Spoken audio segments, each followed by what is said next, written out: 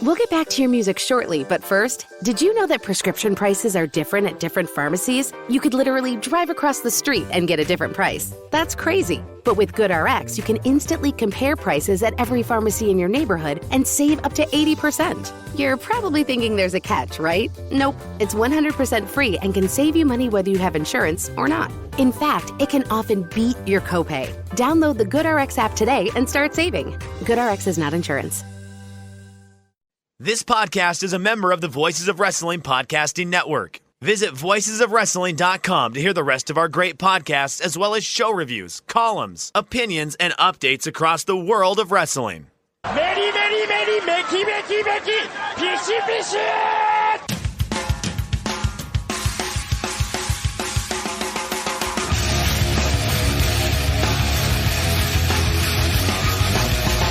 You are listening to the Voices of Wrestling podcast with your hosts, Joe Lanza. X out and go listen to some boring podcast where they're afraid of their own shadow. Okay? Don't listen to Joe Lanza, because Joe Lanza's not changing. And Rich Craich. Give me a name. Like who delivers this guy in a big spot? Joe, don't yell at me. I like in the big spot, who delivers better than this guy? Stop yelling at me. I agree.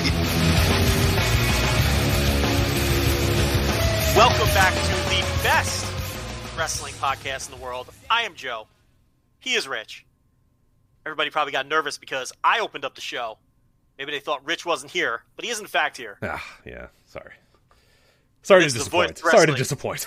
I am actually here though. So, and it's the Voice of Wrestling flagship podcast. Is this presented by MyBookie this week? Joe, it is not presented this week by MyBookie. It is an ad-free show this week. So all that means is we're gonna hit you over the goddamn head with Patreon ads. So that's the way it's gonna go. But it is officially a host-read ad-free show this week. I can't speak to pre or post or mid rolls, but host-read ad reads not happening today.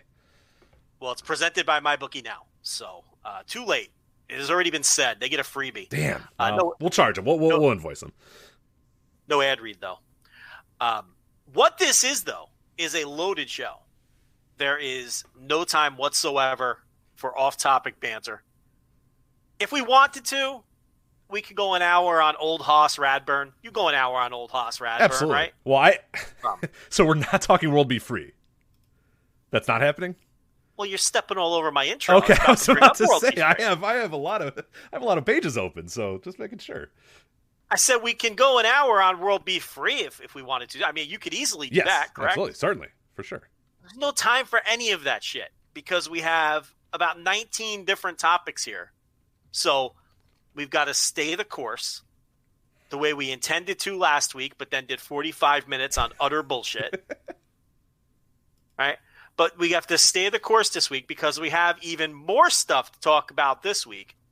And there is no chance in hell that if we go down some baseball reference wormhole, okay, to talk about Josh Gibson or something, that we're going to get to all of these topics. Yeah, this week in particular would be tough with Rich, don't do it. I'm just saying with the inclusion of the Negro League stats. Don't there's a lot do of, it.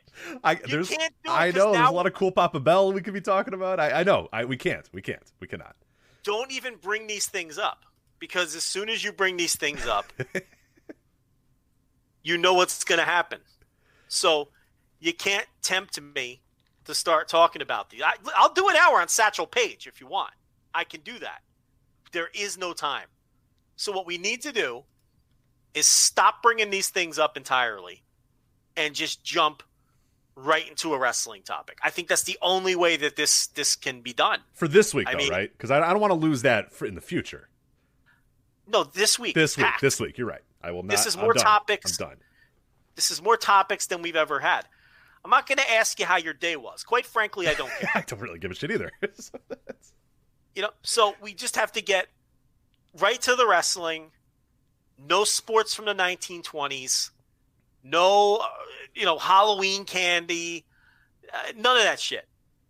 So Wonderful Christmas Time. We're not going to talk about Wonderful Christmas Time. No Wonderful Christmas Time. Maybe next week if there's a show. As per tradition, we will bury Wonderful Christmas Time. Well, I always bury it. I can't remember if I fucking hate it too. No, it's fucking miserable. Paul McCartney. We're doing it again. Sorry, stop. Stop. It just cannot happen. Talk about Dragongate, Joe. So maybe next week. Programming note, we don't know if there's a show next week. Maybe there'll be a show. Maybe there won't. We do know in 2 weeks, it'll be the big Wrestle Kingdom preview. We do that every year as well. So, unless there's some huge news, that entire show will probably be dedicated to previewing Wrestle Kingdom. Maybe next week, we can talk about the worst Christmas song of all time, Paul McCartney's Wonderful Christmas Time, as we do every single year. But Rich, none of that this week. And listen, Rich is silent because he's afraid to speak.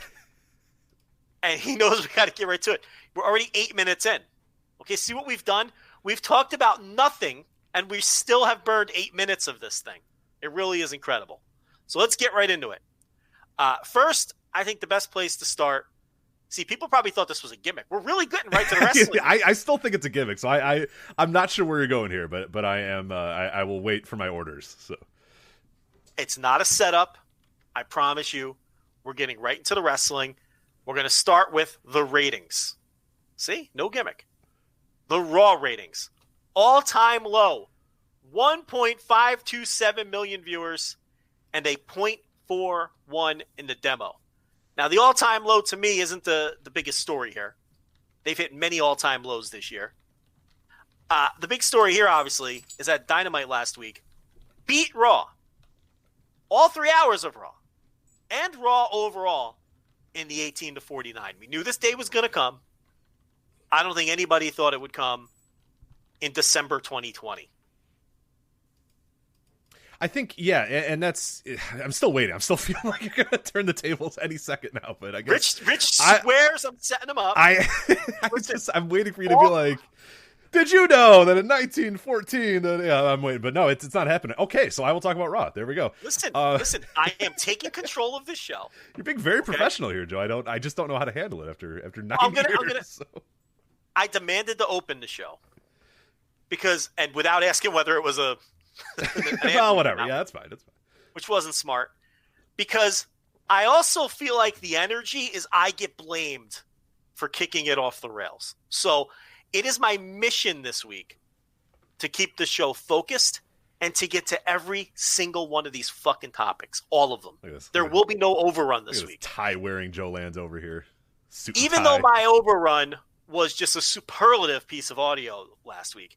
Patreon.com/Voice of Wrestling if you want to hear all about Yusuke Okada exiting All Japan and the Real World Tag League final. Scummy Puro companies. Yeah. Scummy Puro Company, the latest the latest Scuzzy Puro Company. It actually works. Too. And I'm going to keep teasing it instead of saying what it is. The best match of its kind I've seen all year. A 4.5-star match that's going to flirt with my top 10. Rich, do you now know what the match is? I do. Yeah, I do. But I will not spoil it for the folks. So I actually have not seen it yet. I haven't seen it yet, but I've heard good things, and I saw in our replies that pretty much everybody that ended up watching it on your recommendation all came away thinking it was incredible as well. So, yeah. Is it crazy to you that on paper that's an incredible match? Yeah. No, I on paper it reads to me like hey, this is a good little match, and I'm happy I watched it, and good effort by both participants. Not that you said it's gonna flirting with your top 10. Reading those two names is wild. It just doesn't. I can't believe it. But yeah, you turned a lot of people. I don't know if everybody else is maybe as high as you were on it, but the replies I saw, a lot of people were either hadn't seen it or were saying, yeah, dude, I watched it 2 weeks ago and I heard nobody talking about it. Like, I'm glad you saw it. I'm glad you finally saw it. So it was really cool to see that happen. But patreon.com/Voice of Wrestling for that overrun, of course. All right, Raw ratings. Did I think it was going to come this quickly? Did I think that Dynamite would be passing them in the 18 to 49? Did I think they would be passing them in the demo? Did I think they'd be doing that? I really didn't. I honestly, I don't think anybody in the room, I'm sure AEW in the room, I'm sure WWE in the room, whoever pays attention to this stuff, I don't think anybody, and this is totally reasonable, and this isn't not having confidence, this isn't not thinking that you can do it. I really honestly don't believe anybody in that AEW room thought by December 2020 they would not even believe blowing NXT away. NXT is a non-factor. Like we talked about it 3-4 months ago, that NXT they did not need to worry about competing with NXT on Wednesdays anymore. That was gone. That was done. That was over. And it has been over. And it hasn't even been close. And anytime people think it's close, it's actually, if you dig into the numbers, not actually close. But regardless of that, like, that I think was goal number one. Okay, let's just, get that first contract. Let's make sure that, NXT doesn't sink us, and then we'll see what happens. But I honestly cannot believe that anybody in AEW thought by December 2020 we were going to be beating them. Pretty, not, adults 18 to 49, 0.45 to 0.41. Like, not slipping by, by a decimal point. Like, beating them in 18 to 49. I don't think anybody in that room could have expected it. And I didn't, and I honestly, there's no way you could, or anybody listening really, I think could have expected this in December 2020 to be the case. I mean, there's no trend, obviously, and they're not going to beat them this week. They did a 0.32 this week. Yeah, right. Dynamite. So this was, but just to catch them once. I mean, they've been catching them in some of these down card demos.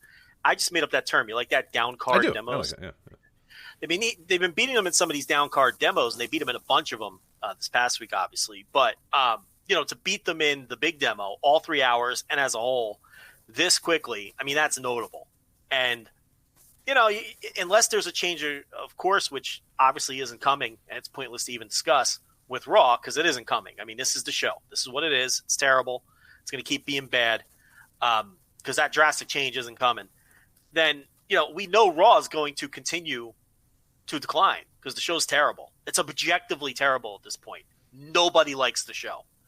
Have you listened to reviews around the wrestling world of Raw? I did. Whether it's this Post Wrestling or Brian Alvarez or Dave Meltzer or literally anyone.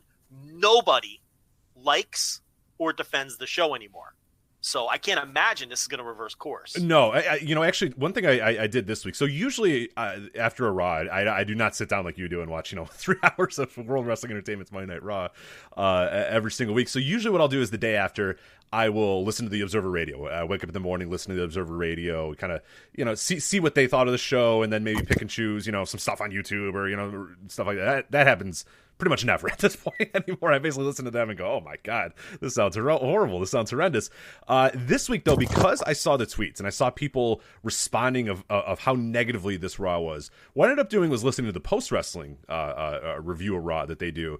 And they do a tremendous job. And like, there's a bunch of times where I'll go in and listen to them and stuff, or I'll listen to both Dave and Brian, and then I'll listen to the post guys. I'll listen to John and Wai. This week, I did not listen to Brian and Dave. I just listened to post wrestling, and the reason I did is because usually those guys are your glass half full type guys. They're not WWE cheerleaders. They're not going to go out of their way to say, "Oh my God," but they will usually say, "Okay, look, this show sucks, but here's the silver lining. This show was horrendous, but they're doing this, or they're doing this and it's great," and whatnot. Like that, where Dave and Brian is like, it'll pretty much instantly get into this thing is fucking terrible, this thing is off the rails, this thing fucking sucks, or whatever, which is what it really is. I mean, let's be honest, it absolutely is. But I like the objectivity of the post wrestling guys to try to find the silver lining, to try to say, okay, here's what was good about this Raw, despite all the bad stuff. This week, it was like, I think you put it up on Twitter, it sounded like a funeral with those guys. We are we're post analyzing Raw. We're post reacting to Raw. We have reached and I'm not using that, for lack of a better term. I mean that, like, there is just no point anymore. And those guys are evidence of it, is they're just basically saying this happened. Okay, that was Raw. There's no need to say, well, what if this, or maybe if Ricochet does this, or if this guy did. We are past that with Raw. We are past that with WWE.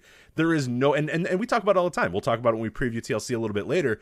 We don't go on rants about Raw anymore. We don't go on rants about WWE anymore. It's just not worth it. There's no rhyme or reason to anything that happens. Nothing matters.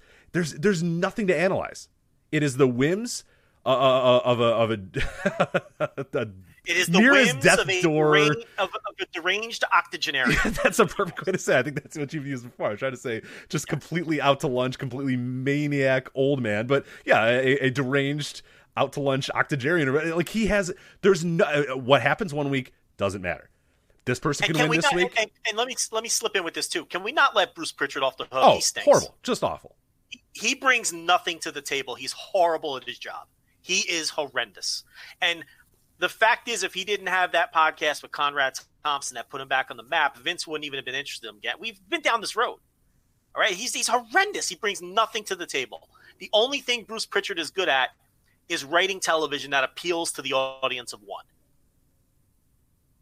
Yeah, in the room, it's probably a lot easier these days to get Raw out there because, no one's fighting him. No one's challenging Vince. It's just, here you go, Vince, here you go, here you go, here you go. Yeah, but it's dramatic. I mean, there is just no rhyme or reason to what happens. Wins and losses have not mattered forever, but now, like, really, literally, I think they don't matter for a second. They don't matter for or any moment, at any point. A losing streak, a heel turn, a face turn, a push. Like, it just, none of it matters. Like, even look at we talk about TLC, even the fucking Lana thing, which everybody said, okay, they're putting her through a table every single week because the payoff is gonna be that Lana will do whatever. She'll put her through a table. She'll do that. She'll do whatever. She wins via banana peel and then gets beaten up and taken out of the match at TLC. And it's like even that. A horrendous storyline like the Lana thing that at least anybody from a mile away can see, okay, well, at the end of the day, this is what they're going to do because that's just what they do. They don't even do that. They forgot to do that too, or didn't care to do it, or just gave up. We're at this point now where I really honestly feel for these guys. I feel for your Dave and Bryans. I feel for your John and Ways. I feel for anybody who has to come on here and literally do audio about Raw. I don't know how you do it other than just. Well, here's the thing. You and I were able to punt it a year ago, a year and a half ago, because our livelihoods don't depend on it. We will still eat if we don't cover Raw. I mean, our listenership doesn't even drop. We talk to a different audience. Yeah, they don't care anymore. So these other outlets have an obligation to continue doing it. And I see where you're coming from because they don't want, you can tell that these people don't want to talk about it on a week in, week out basis. Brian Alvarez hasn't wanted to review Raw in years. This man has not wanted to do this. And Dave Meltzer always tries to be, the other side of the coin, or he at least tries to defend things. And even he this week was like, I wish I watched anything else that was good other than Raw. And he never has that. No. And like I said, Post was like a funeral. Yeah. And these are the kind of guys who, try their best to see it through a positive lens. It has officially broken everyone because it's just horrendous, terrible television. I honestly, it's like I don't even consider it wrestling anymore at this point. I don't know what it is, but it's not wrestling. And just, getting back on track with the ratings, I think that's why the ratings are only going to get worse because there's not going to be a change in course. They haven't made any stars. No one cares about any of these people. There's no reason to invest in any of these people. And the show is horrendous. I mean, maybe if fans come back, once everyone has the vaccine or whatever, and maybe that'll bump them a little if it's done in front of fans, but it's not going to solve the core problems of the show, which is the show is terrible and the viewers will go away again. So AEW catches them for the first time. That's a notable story. And they'll probably continue catching them every now and then. It's not a trend yet. It's not even close to being a trend. AEW has to hit a settle point of being in the 4s before that can become a trend. And based on this week, they're not there yet. I have a very intense and deep breakdown of the AEW ratings this week. I think it's very easy to do surface level analysis of the number this week and just easily say, oh, well, they didn't retain anybody from the last 2 weeks. That's that. Poor job out of them. But I think that's a lazy surface level take. And I'm not going to give away what I said behind the paywall, patreon.com/voices of wrestling. But if you've been paying attention to the wrestling television landscape, you know that you really can't draw any conclusions off of this week based on the way that both NXT, and NXT was first, to be fair, and AEW are now structuring the way that they do their TV. We're not really going to know whether AEW lost their audience over the last 2 weeks or not until that December 30th show, part 1 of the New Year's Smash. If you want to know my reasoning behind that, and I do about 35 minutes of audio on this, you can subscribe on the $5 tier, listen to Thursday TV reviews. You should be doing that anyway, because it's the first audio breakdown of the Wednesday night ratings on the planet every week. No one does an audio breakdown of the ratings before we do, behind the paywall here at Voice of Wrestling. So I had a very detailed argument that I laid out. I'm not concerned about the drop this week for Dynamite. Rich, do you have an opposite take, or are you also more wait and see, or do you think that they blew it and they lost their whole audience? I don't think they blew it and lost their whole audience, but I don't like seeing a drop like this. That it does kind of irk me a little bit. It does kind of make me, if I'm in the room, I kind of go, man, that stinks. Like, because it did feel like for those last few weeks, and particularly in the last 2 weeks, it was like, all right, boom, we have momentum, and then you get Monday where they beat Raw, and it's like, oh, here we go. Let's it's going to ebb and flow. It's always going to do that, and that's something that I think we all have to kind of get used to in this. And the same thing happened with Nitro too. Like right out of the gates, Nitro won, and then a bunch of times, Nitro would beat Raw, and then like Raw would win, and then they basically traded back and forth for almost a year straight before Nitro finally then got things together and beat them for the 83 weeks or whatever. But it's a little disheartening to see it drop as much as it did. I think I don't know.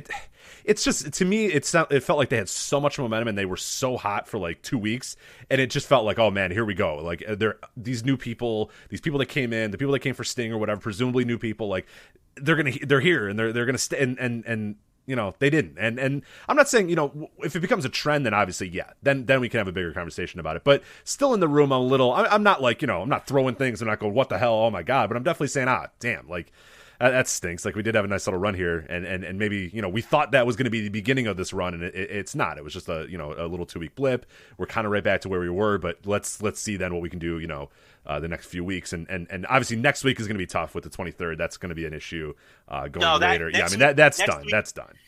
Next week you just throw it out. It doesn't matter. Next week is just you do as best you can and hope for the best. But next week does not matter at all. Yeah, it's the 30th, and then what's the the one after that is January 6th. January 6th, it's going to be your big ones for sure. They're both the New Year's Smash shows. Snoop Dogg on the 6th, Jericho on the 30th, Kenny Omega versus Phoenix on the 30th for the title.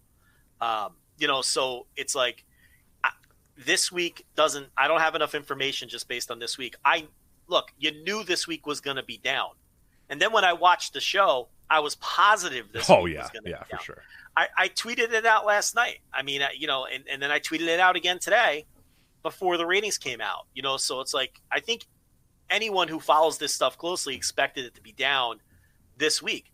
They didn't load up the show. You cannot load up the show every single week. That doesn't mean you punt. And I don't think they punted. Just what they did didn't work, and the show didn't have any energy. Is there? It happens. Yeah. Is there going to come a point though? I think the real when we know that the thing has turned and they've really gained momentum is when you do have ho hum shows like this that do well or stay the course or don't drop. I mean, that is, to me, maybe I'm a little concerned if I'm AEW in that sense of like, okay, our loaded shows are shows that we clearly put muscle behind. Those we know what to do now. If we put muscle behind a show, we put Shaq on it, we put Sting on it, we put Kenny Omega, we put a big title match, yada. We know we can turn those. We can get people to watch those shows. The big shows we can get. You know why I don't buy that the momentum's dead, and it could be because if I'm 12:30 and 1/6, they do 0.32s again. I'm on board. Right. I'm just waiting for more evidence. Okay, just to be clear. But you know why I don't buy it, and I'm going to explain to you why. You know when NXT does Halloween Havoc or their other various specials on Wednesdays, and they always pop a number, relative to what they usually do. They always pop a big number those weeks. And then what happens the following week every single time? Yeah, plummets. Plummets right back to where they started. AEW did Winter is Coming 2 weeks ago, and the next week they went up. They not only didn't lose anybody, they gained viewers. And they didn't exactly load up the show the same way they did the week before. Rich, the main event last week was MJF and Orange Cassidy. No Cody. No, no Omega. No Bucks in that main event. MJF versus Orange Cassidy. So, now look, last week's show was a better on-paper lineup than this week's. But that, to me, is where I can't say with confidence that this is the end of the momentum because last week they went up. This show just had a lineup that didn't appeal to people on paper and then a show that lacked energy and people didn't like. I'm watching this show last night and I'm thinking to myself, there's a million opportunities for people to change the channel watching this show because there's no energy and it isn't very good. They had a dud. It happens. But I don't have enough evidence that suggests to me that their momentum is dead. I'll know on the 30th of December and on the 1st of January. And in reality, that's still too small a picture. We'll know in 6 months. You know what I mean?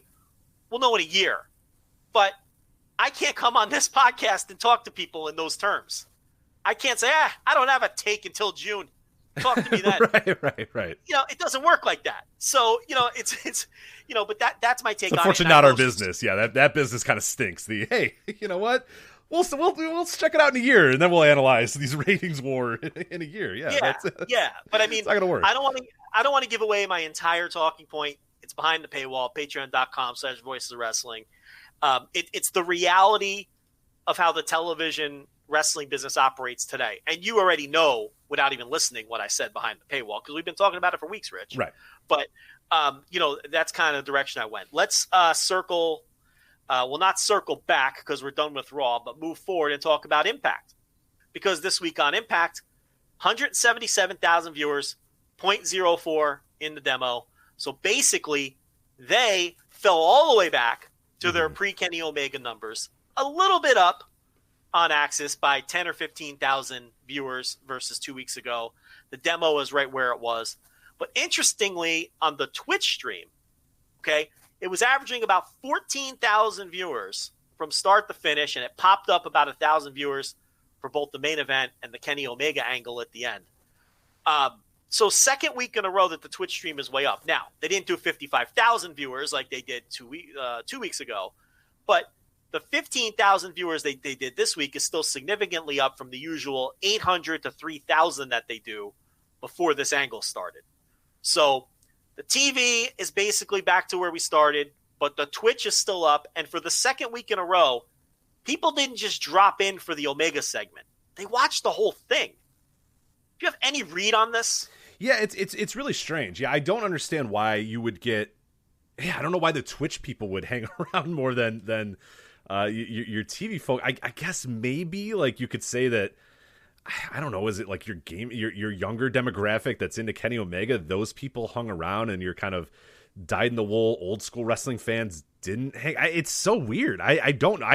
I honestly. So maybe I see this angle. So maybe the typical wrestling fan who watches wrestling on TV, they got a taste of Omega and Impact. They had enough. They're not coming back again. Or maybe they will now that the match has been announced. Yeah. And maybe the younger viewer who is more of a hardcore, diehard Kenny Omega fan, who's more apt to be watching the Twitch stream versus Axis TV. You know what? There could be something to that. But I also think it's interesting that both weeks, all of the viewers they've gained, they watched the whole thing, which has to be a positive for Impact. For sure. And I don't know why. Like, I'll be honest, like having watched the last few weeks of Impact, I don't know why. Like, if I'm them, I'll put it on in the beginning, and if I don't see Kenny right away, I probably say, all right, well, I'll come back in on an hour, and then probably pretty much assume that he'll maybe be in the last segment of the show. And that's actually a very interesting thing that Impact is doing, because they are kind of, the first week they hid Kenny obviously until the final segment of the show. They teased it, and then held him to the final segment of the show. This week was a little bit interesting, and actually at the pay-per-view was a little bit interesting too. They put little sprinkles in there every so often, and that's smart of them. It's not a very good TV show. They did top of the hour and then end of the show. Yeah, so that's smart. It obviously lets me know that they understand that there are those fans that are and they want them to check in for the entire show, which again, that's really good. I mean, to me, that shows. That's a positive in of itself, is that, yeah, you maybe aren't getting those tons of fans. They aren't kind of hanging around like they were, a few weeks ago, or they're not going to stick with Impact. But the ones that you did retain, the new fans that you did have, are watching the entire show. And presumably, if you know how to book a wrestling show, you would then be able to get, new guys over and get them actually interested in your entire program, not just Kenny Omega, which is obviously the end goal and what you want to do, when it's all said and done. And we'll see. I mean, it remains to be seen how they're going to do that, or if they're going to do that. I do think, putting them in a big match pretty quickly, doing singles matches, having them go for the title, having them be an interesting part of the show, moving forward, should help that. And obviously when those big matches do come, you hope that those numbers do spike up and keep going. But it is a little disheartening, again, if I'm Impact, similar to AEW. I'm in the room and I go, man, we lost a lot of people again. Like, those people did not hang around, and I honestly don't blame those people that didn't hang around. I get it, but now it just lets me know, okay, we know that when Kenny is doing an important thing, people will watch. And the next time we're going to put Kenny in a big spot, the next time he's going to be in a big match, we got to bring our A game. We have to put together a great show, because we have to retain those fans. Because I truly believe they will come back. They're going to come back for Kenny. He's doing a match. He's doing a match at Hard to Kill. That's what I mean. They're not done. Like, I think that they will watch when he's there, and that is going to be the key. And then is when he does come back, and those fans do rewatch and they watch Impact again because there's a big Kenny Omega match, there's a big Kenny Omega moment or whatever. It is so key and so paramount for Impact to put their best foot forward and not do, I think what they've done over the last few weeks, which to me have been horrendous TV shows. I think we'll talk about this pay-per-view in a bit. I thought it was awful. I thought the TV show has been awful too. They're not retaining me as a wrestling fan, and I can't imagine that they're retaining many other. Fans. I'm watching it for this, for the flagship. Oh yeah. But, no, if we weren't doing this, there's no chance in hell I'd watch again. No, I'll be honest, I wouldn't be paying attention. Now I'd show up for the match. So at the end of this Impact, they set up Kenny Omega and the Good Brothers versus Motor City Machine Guns and Rich Swann. That's for Hard to Kill on the 16th. Now, Final Resolution, as we said, having Kenny on the Go Home show, it was such a terrible Go Home show that I don't think it mattered, but it didn't matter anyway because Impact is going to Impact, and Impact Plus shit the bed that night, and they ended up giving the show away for free anyway. So they haven't made any money on Kenny Omega yet, other than maybe some buys on Fight, because I think the show was on Fight as well. And if you bought it on Fight while everybody else was watching for free on Impact Plus, kind of a slap in the face. But he'll be on Hard to Kill. I believe it's another one of these Impact Plus specials. So if they can get their streaming service working properly and actually attempt to make some money off of this, I think, I don't know. I couldn't even. I need to know what their baseline is before I start estimating how many more buys they're going to do. Right. But I would think that there's some hardcore elite / Kenny Omega fans who are going to find a way to watch this. And if that's the case, some of them are going to pay for it. So good on them for making the match. And there's a lot of people who think Swann is going to beat Omega in that match to set up a singles match. I don't know about you, but if I'm Tony Khan, nobody in Impact ever pins Kenny Omega. No. I think people are out to lunch. I think people are nuts. And I don't think there's any chance that Rich Swann is ever beating Kenny Omega. What do you think? Yeah, I don't think so. I think that something will happen to build that singles match because that's clearly the way to go. And I mentioned it the night of that's absolutely what I would do is have Omega go to Impact, beat Rich Swann for that title. 100% what needs to happen and needs to get there, but I'm not pitting Kenny Omega on the way there. That cannot happen. Whatever way. There's a lot of other guys in this matches. There's a lot of other finishes you can do in American wrestling, but there is no chance in hell that Kenny Omega will get pinned and should get pinned. That'd be ludicrous on all fronts. And Kenny and Khan and everybody would be right to say fuck off. We're not doing it. You know what I mean? Like fuck this whole fuck everything. If that's going to be the sticking point, then fuck off. We're done. Go back to being whatever you are, Impact. Like honestly, it's really that it's that level for me, given what they've done with Omega over the last 6 months. Because Impact's getting more out of this anyway.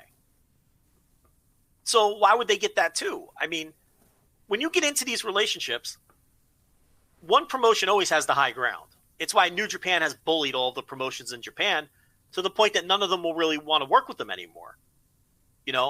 Like when Tanahashi went and ate up Harashima in that match in DDT, or was it Takashita? I think it was Harashima. It was Harashima. Yeah.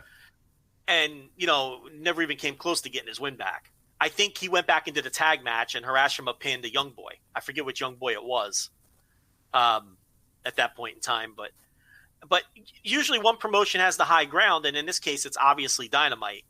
There's no fucking way. I can't see any scenario where it's a good idea for anyone in Impact to beat Kenny Omega. Well, especially this company. We'll talk about it when we talk about Final Resolution. But like they're just, Andrew Sinclair wrote about it in his column this week on voiceofwrestling.com as well. That like you combine Final Resolution with this TV show, and I think 10 out of the 11 matches had like shitty finishes and bullshit finishes and run-ins and DQs and all this sort of stuff. So yeah, the idea that like Rich Swann is going to pin Kenny Omega and Impact Wrestling, given how they book and the style of finishes that they have, I mean that's absolutely ludicrous. There's no way in hell, and it makes absolutely zero sense. You have Doc Gallows out there, you have DQs, you have whatever. There's 1,000 other scenarios that I could go through first before I would have Rich Swann pin Kenny Omega. I mean that you cannot do that ever.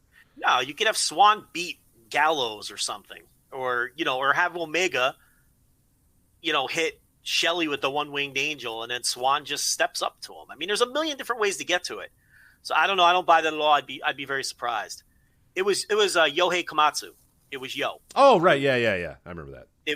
Tanahashi beat Hiroshima. He really ate him up. Remember, that was an incredible match, by the way. It wasn't just heel Tanahashi. It was just like asshole. It was like legit shoot asshole Hiroshi Tanahashi, who thought he was beneath all this bullshit and this stupid I don't company. Want to be here. I'm beneath this. I don't want to be here. This match stinks. I don't want to wrestle you. I don't know who you are. And then he came back 2 months later, and it was Hiroshima and Ken Oka. Remember Ken Oka? I do. Yeah. We haven't talked about Ken Oka probably since he was teaming with Kai, and they were doing like the Dean Ambrose dirty white beater look. Yeah.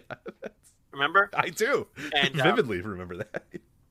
It was Hiroshima and Ken Oka, and they beat Tanahashi and Yohei Komatsu. And trust me, folks, Tanahashi didn't eat that pin. So that's how that went down. Remember the whole Ken Oka revolution, and this guy was going to be a gigantic star and all that? I don't remember that. Well, the Oka Kai team was like, we would rip on it weekly for being just a couple of geeks. We got a lot of shit for that. I do remember that. Oh, my God. We got so much shit. It was just a geek team. It was the low point of Kai's career. Absolute low point of Kai's career. And Oka is still just a total non-entity.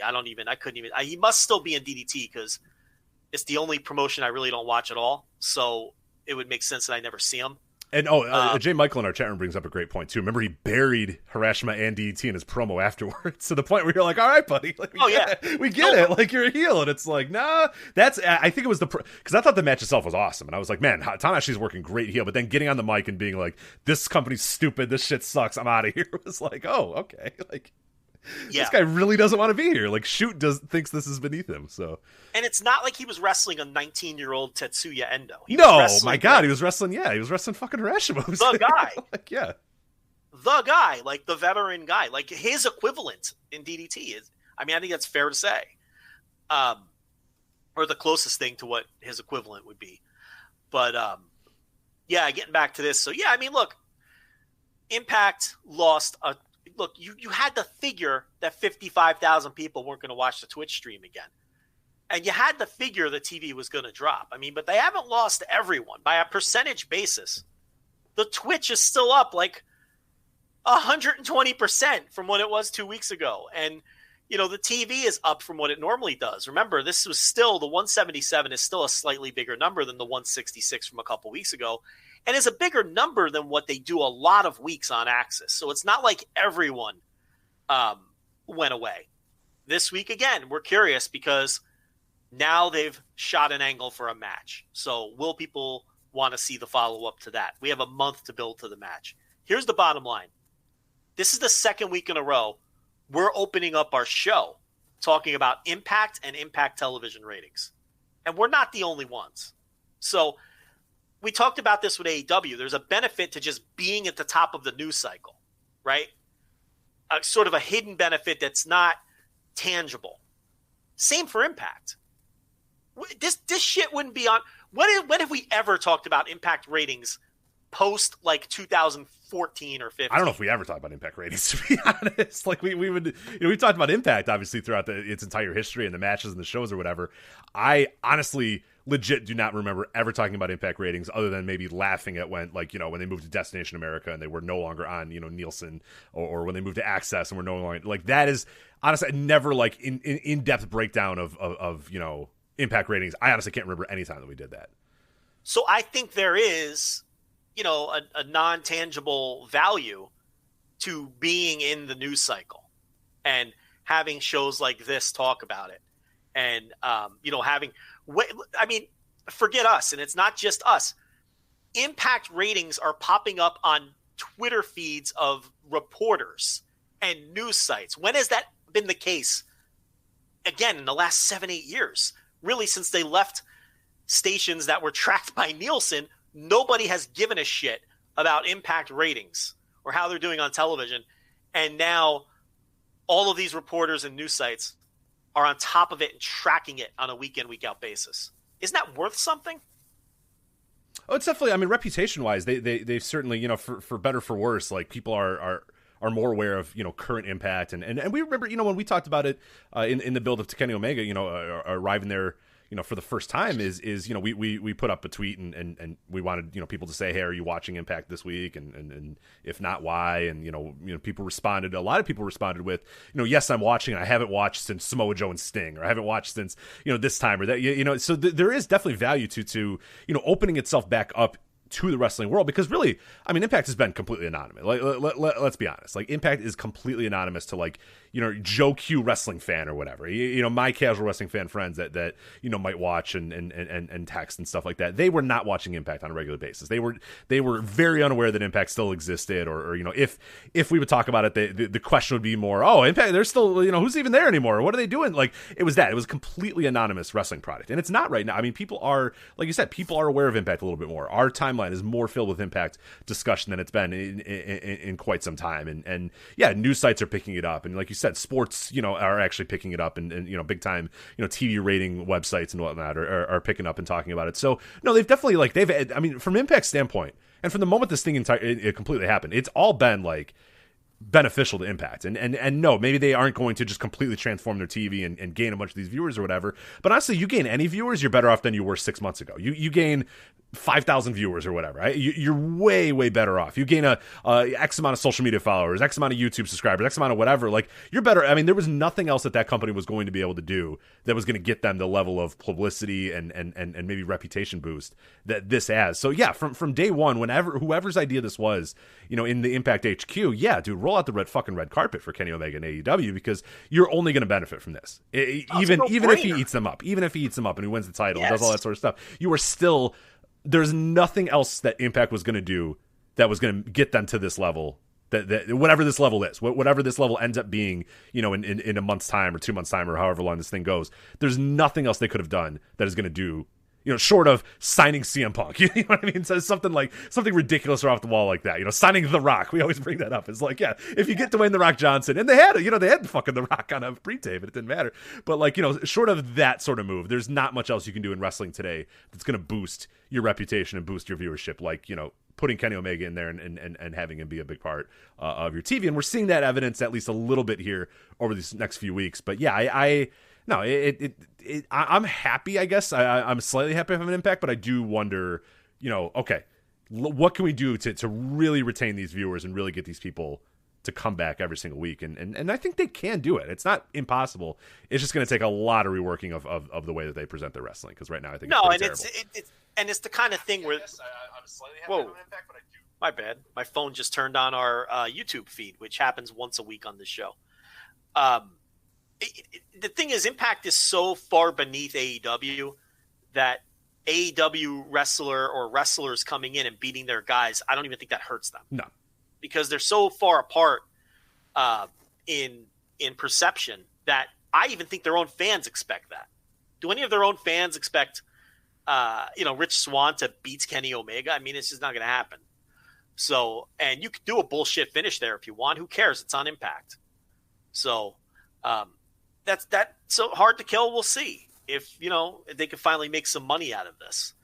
And for both companies, it every time you do an angle on one show or the other, I think the hidden benefit to that is just keeping it in the news cycle. There's probably a good chunk of people listening to us right now who didn't watch Impact, haven't watched it in the last 2 weeks, and they're hearing us talk about this 6-man tag. So that's the hidden benefit right there. We got to move this show along because we have to get to every topic. I'm determined. I'm taking it upon myself. Rich will not be responsible. I am taking responsibility myself to get to every topic. So this is a perfect time to squeeze in this final resolution review, since we're already kind of talking about Impact. Makes no sense to bounce off of it and then bounce back into it. Here's the problem with this relationship. 2 terrible television shows in a row, and one of the worst, I don't know if you want to call it a pay-per-view because it was a Impact Plus special, but it was for sale on Fight. So we'll just call it a pay-per-view for, I mean, what else are we supposed to call these things? A special? Yeah, I don't know what the hell you call them. It's a fucking pay-per-view. It's a pay-per-view. So Go for it. It's not one of their traditional big pay-per-views that's, on your cable, but it's pay-per-view. I mean, you have to pay to watch it, right? So, well, you didn't in this case because Impact is going to Impact. Fucked it up, yeah. But, as far as pay-per-views go, or major shows, whatever you want to call it, this is one of the worst of the year. I mean, this is right up there with any of the terrible WWE pay-per-views that we've talked about that have just been flat-out atrocious. This was a one-match show, Rich Swann defeating Chris Bay in the main event. And that match was okay. I mean, that match wasn't great. It was a very good match. I would say that. 3.5 or something. What would you say about Swann and Bay? I liked it. I think it was a little too long. It got a little long in the tooth, but yeah, I'd say 3.5. 3 3/4 is probably about where I'm at. Little match. Nice little match. Madison Rain said, "That is my match of the year." I was like, Madison, I think you need to watch more wrestling. Yeah, seriously. That's your match of the year, Madison. I love you on commentary, but yeah, you gotta watch some more wrestling if that was your match of the year. No offense to either Rich Swann or Chris Bay, but yeah, not quite Okada and Naito level there on a Final Resolution. So yeah, there's the thing about wrestling announcers. It's their job to put the product over, but you have to be careful when you go too overboard. It kills your credibility. Like, there's ways to praise this match without calling it the match of the year. Yeah, you could say, "Wow, what an incredible match! Oh my God, what a war! What an incredible battle by Rich!" Like, you can all that sort of stuff. But when you put it on the pedestal of match of the year, that's like embarrassing. You know what I mean? Because it's like it's clearly not. Like, I don't. You know what you're doing now? You're doing the Tony Schiavone. This is the biggest night in the history of our great sport deal, which became a meme, and even he knew it was ridiculous. But he just said it every week anyway. It's like. You just nailed it. If she just would have said, "Oh, what a phenomenal match, what a great main event," we wouldn't be even talking about this right now. But to call this the match of the year, it's preposterous, and it's just proof that, it just kind of ruins your credibility. But the rest of this show ranged from it was fine, that match was there, to some of the worst shit you'll ever see in a pro wrestling ring in your entire life. And that's the problem here. You only had one match that was halfway decent and one or two other matches that were like 2-star specials, and then everything else was like dud or negative star territory. Am I being too hard on this? Or no. There were a few matches that it was like I turned it off and was like, I gotta do something else for a little bit and come back to this. And this took me like the course of like 4 days to watch in total, because a certain match would happen, and we'll talk about it. It was a lot of the early matches too, which made it very difficult to finally watch the show. Is like, 3 out of the first 5 matches or whatever were like, I don't wear I wear contacts normally, but it's like the thing I was like rubbing my eyes afterwards. It was like you would take off your glasses, put them down, and like rub your eye type move. Like, that's what I was doing essentially. Just like, why am I doing this? Why am I watching this stupid ass show and these stupid ass matches in front of no fans with their loud, weird ring? And I'm just wondering, what am I doing with my life? Like, why am I doing this? Just skip ahead of the main event. Just go right to the main event. Watch the important matches. Watch maybe the final 2 matches. There was a few there were a few that were just downright terrible. Not, like, some of the worst shit I've seen all year, to be honest. The empty arena stuff is so much worse when the matches are terrible. Oh yeah, the match that I really honestly was like, what am I doing with my life? It featured 2 wrestlers I like in Hernandez and Falaba, but that was so fucking terrible, Joe. Yeah. You have Kira Hogan as a special referee who's like fucking around the entire time. You have Tasha Steelz who's yelling the entire time on the entrance ramp or whatever, or she was bouncing all over. And I was just like, what is going on? This is so bad. It only somehow lasted 6 minutes. But like them doing comedy or, a special guest, it was so fucking terrible that I was just like, what am I doing? Why am I watching this shit? Here's the downside of the coverage we talked about, because do you want to know what Impact is? I'm going to tell you what Impact is right now. It's Raw without the coverage. It's just as bad, if not worse. It might be worse than Raw. I mean, it's so... I don't know how else to say it. It's horrendous. This show is terrible, and it wasn't an outlier. After the last pay-per-view or special or whatever, we vowed just to stop paying attention to Impact, remember? And it was only Kenny Omega that brought us back, because we have to talk about it. We have no choice. Can't ignore this. Kenny Omega popping in, and the biggest angle in wrestling.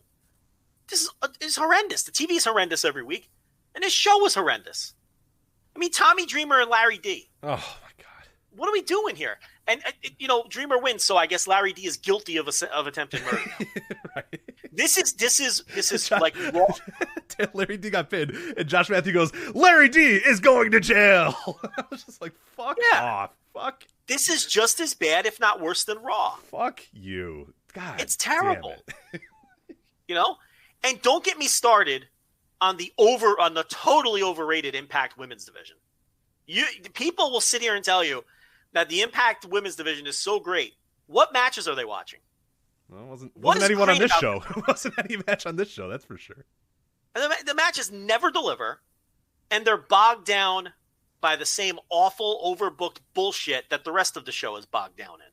Havoc and Nevaeh defeat Sea Stars. And you know, I was hard on Sea Stars last week. I said I don't get it with them. People praise them, and I don't get it because I've never been impressed with them ever on the indie scene.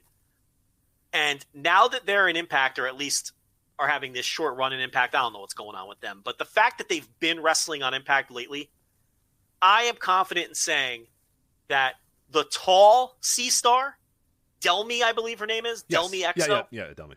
The taller, she is the worst Major League Pro wrestler in the world. There is not a Major League Pro wrestler on this planet in a Major League promotion worse than her. She is terrible. She's unathletic. She doesn't know how to run the ropes. She can't even do the basics. How does this team ever get praised?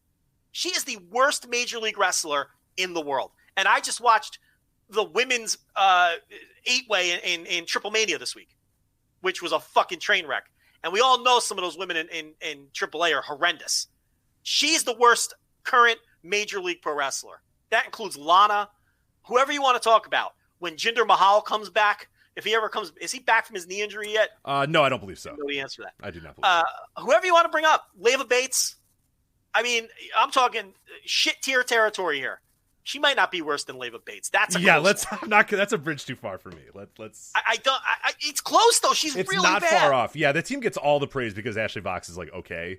She's like Vox replacement level. Okay. Yeah, and that's where all the love comes because Delmy is fucking horrendous. It's really bad.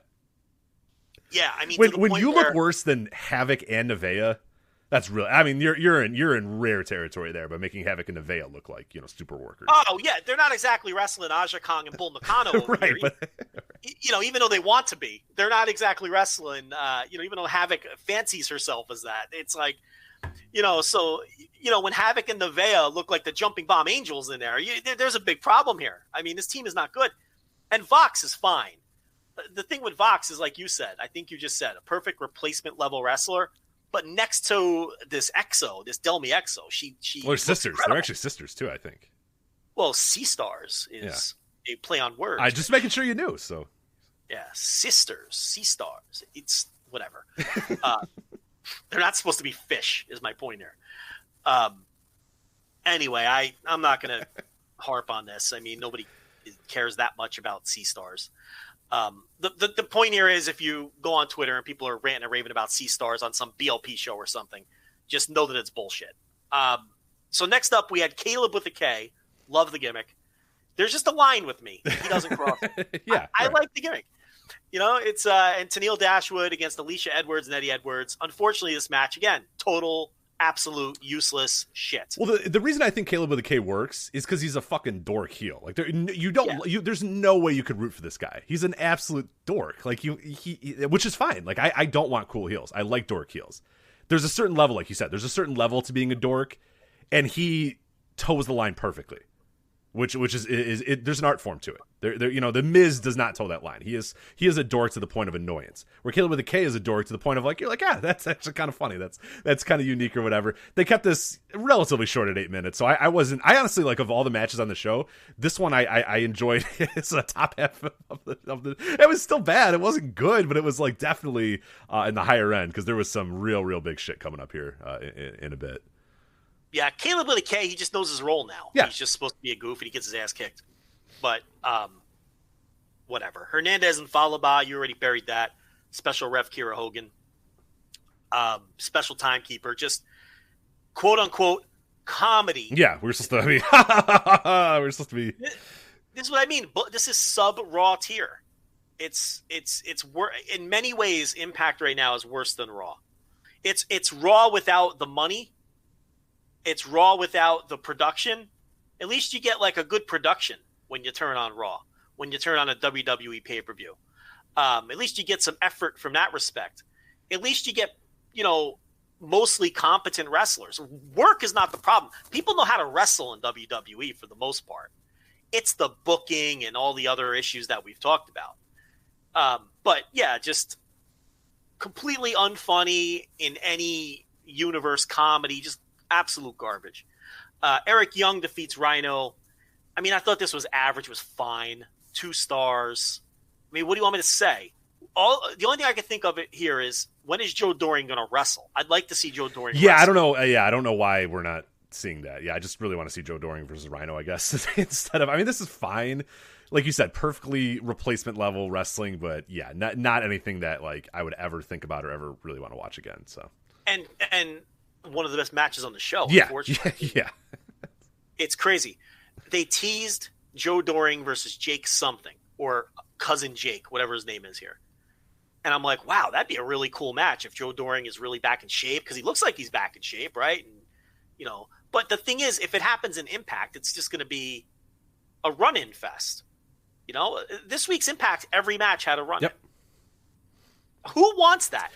Who enjoys that, asks for it, or wants it? I talked about it a few weeks ago. I don't know who the Impact Wrestling fan is.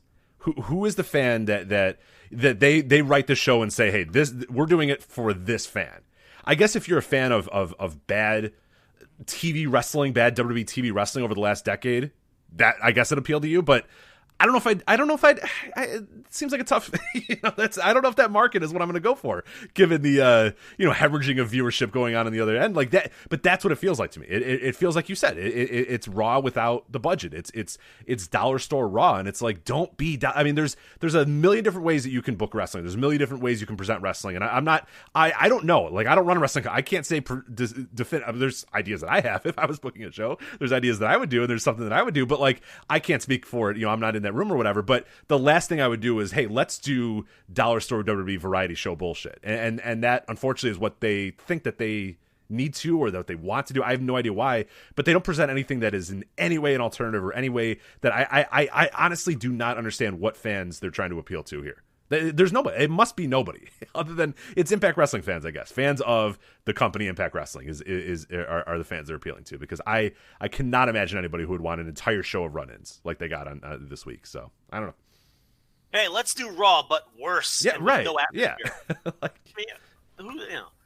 So Rohit Raju, of course, as we and everybody else, we can't even take a victory last. I was going to say, us and everybody who's ever watched pro wrestling ever could have predicted. So it wasn't Puma or Suicide. It was Manic, in this case, who defeats Rohit Raju for the X Division title. Again, perfectly competent 2.25 star match. Nothing worth discussing, honestly. And then on TV this week, why even bother? They do the thing with Chris Bay, right? Like, why is Chris Bay in the mix? He just lost the world title match. Like, what are we even doing? No one cares. Deonna Purrazzo defeats Rosemary. Again, the back end of this show at least was semi-competent compared to the first half of the show, which was just absolute irredeemable 0-star trash. So, what do you want me to say? That's a positive. This is the much ballyhooed Impact Women's Division, which I'm told is lighting the world on fire. It isn't lighting my world on fire. Deonna Purrazzo versus Jordynne Grace about 4 months ago was a really good match. Nothing else I've seen in this division is anything better than anything else that's going on in any other promotion in terms of women's wrestling. I think Impact's women's division is great, is just shit people say.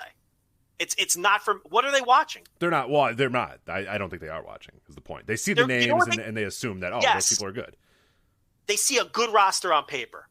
I don't have an issue with the roster. It is a good roster on paper.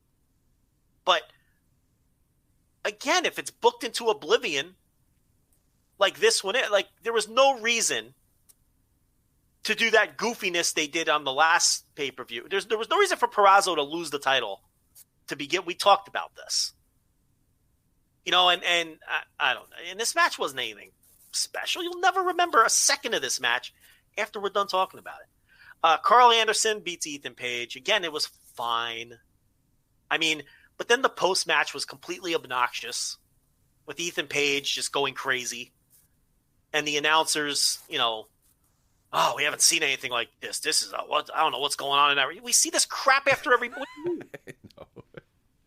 Yeah, for people that didn't see, you know, they lost, and Ethan Page is like, oh no, because the team's breaking up, and Ethan Page is leaving Impact, so he's like, I have a plan. Over and over saying everything's fine. Yeah, everything is fine. Everything is fine. He said everything is fine like literally 26 times, and yeah, Subtlety Hammer was Josh in Alexander full force exactly, because Josh Alexander walked out on him, you know, and so the story here is Ethan Page has gone crazy, and he's gone, but Karate Man, his hilarious gimmick from the Indies, has replaced him. Great. On Impact. That's awesome. So cool. now we get Karate Man. That's an Impact. Definitely needs is more comedy. Yeah, that's perfect. Yeah. Which, by the way, isn't even over on the Indies. I mean, Karate Man versus Filthy Tom Lawler in Indianapolis has a chance to win worst match of the year.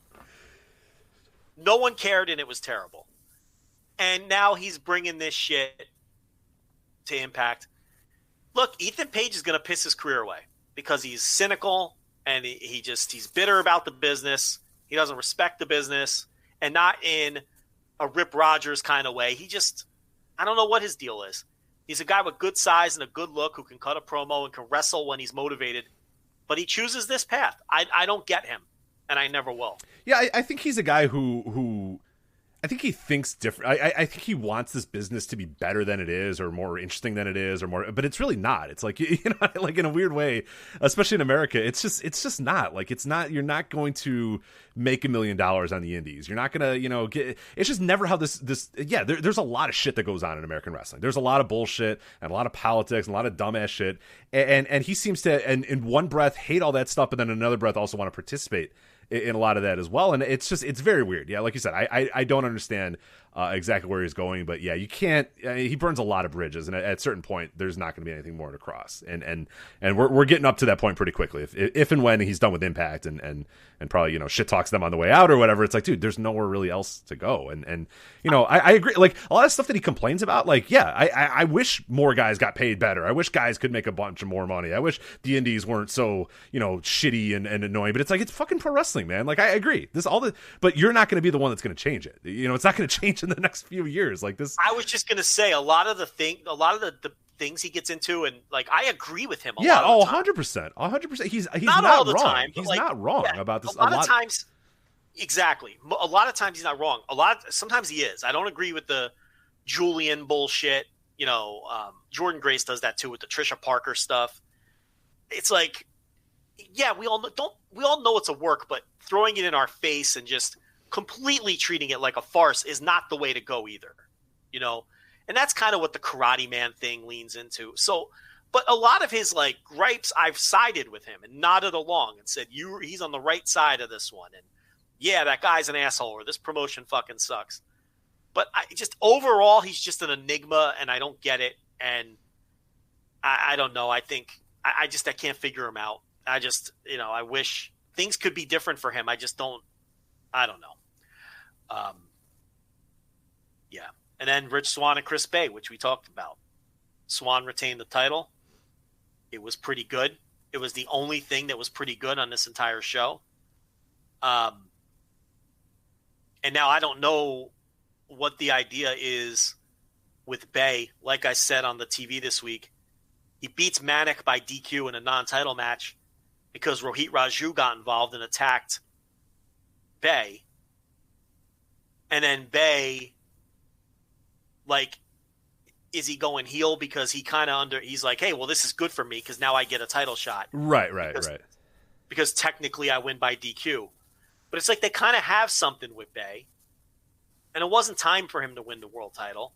But now it's like, is he going heel? That wouldn't be smart or good. And also, it wouldn't matter. So why are we even doing this? Yeah, exactly.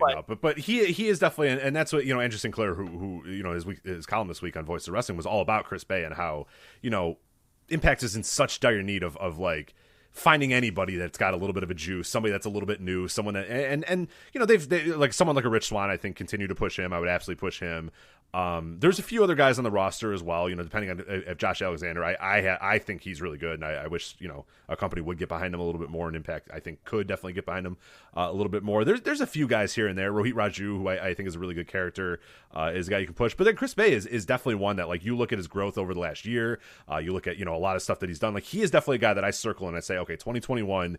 Let's get the most out of Chris Bay. Let's utilize and the next few weeks and months or whatever are a perfect time to say, okay, there's going to be new fans watching that have no idea who Chris Bay is. They might have an idea who Rich Swann is. They might have seen some of these other guys that I mentioned, but they've probably never seen Chris Bay, or if they have, they're just somewhat aware of the name. Let's present him as like a guy on the rise, a next big star, and that sort of guy.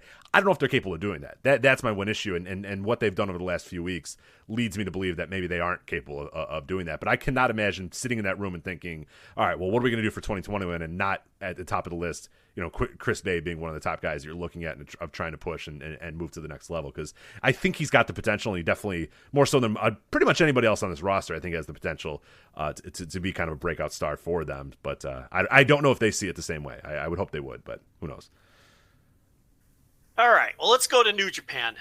We've got two shows to talk about: the Best of Super Junior / World Tag League Final, with a match that a lot of people are calling a match of the year contender, and then the Super J Cup. We're not going to do every match on both of these shows. We don't have time for that, and I don't think a lot of these down card tag team matches deserve a lot of analysis anyway. Plus, the show is loaded. Plus, we've got some other New Japan things to get to. But let's start with this Best of the Super Junior / World Tag League Final, and we'll start at the top of the card with the match everybody's talking about. As expected, Hiromu Takahashi defeats El Desperado in the Best of Super, I'm going to keep getting confused with Best of Super Junior and Super J Cup. The Best of Super Junior Final. Great match. I thought it was an excellent match. I thought El Desperado for a mid-level junior, thrust into a spot that he didn't belong in, thrust into the spot because Ryu Lee wasn't able to get in for the tour. We have it pretty much confirmed that Ryu Lee would have been in the final.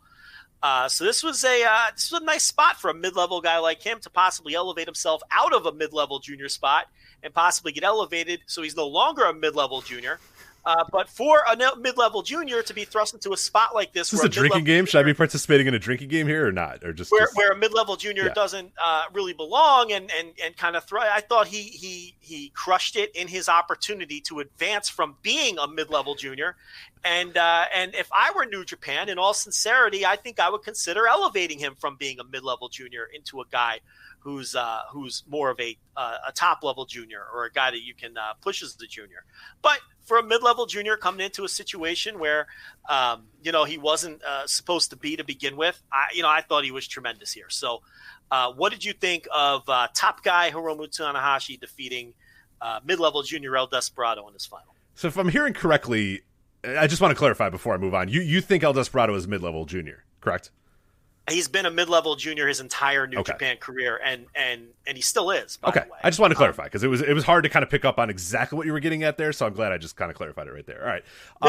Who I'm also a gigantic fan of, by the way. Yes. Everyone who's ever listened to this show knows that I have always been a gigantic fan of El Desperado, have always put him over. And, oh, by the way, Rich, what match about 2-3 years ago, before they ever hooked up, have I been salivating for in the New Japan Junior division that I've wanted to see in the same block until they finally did it? Because this wasn't the first time these guys have wrestled, obviously.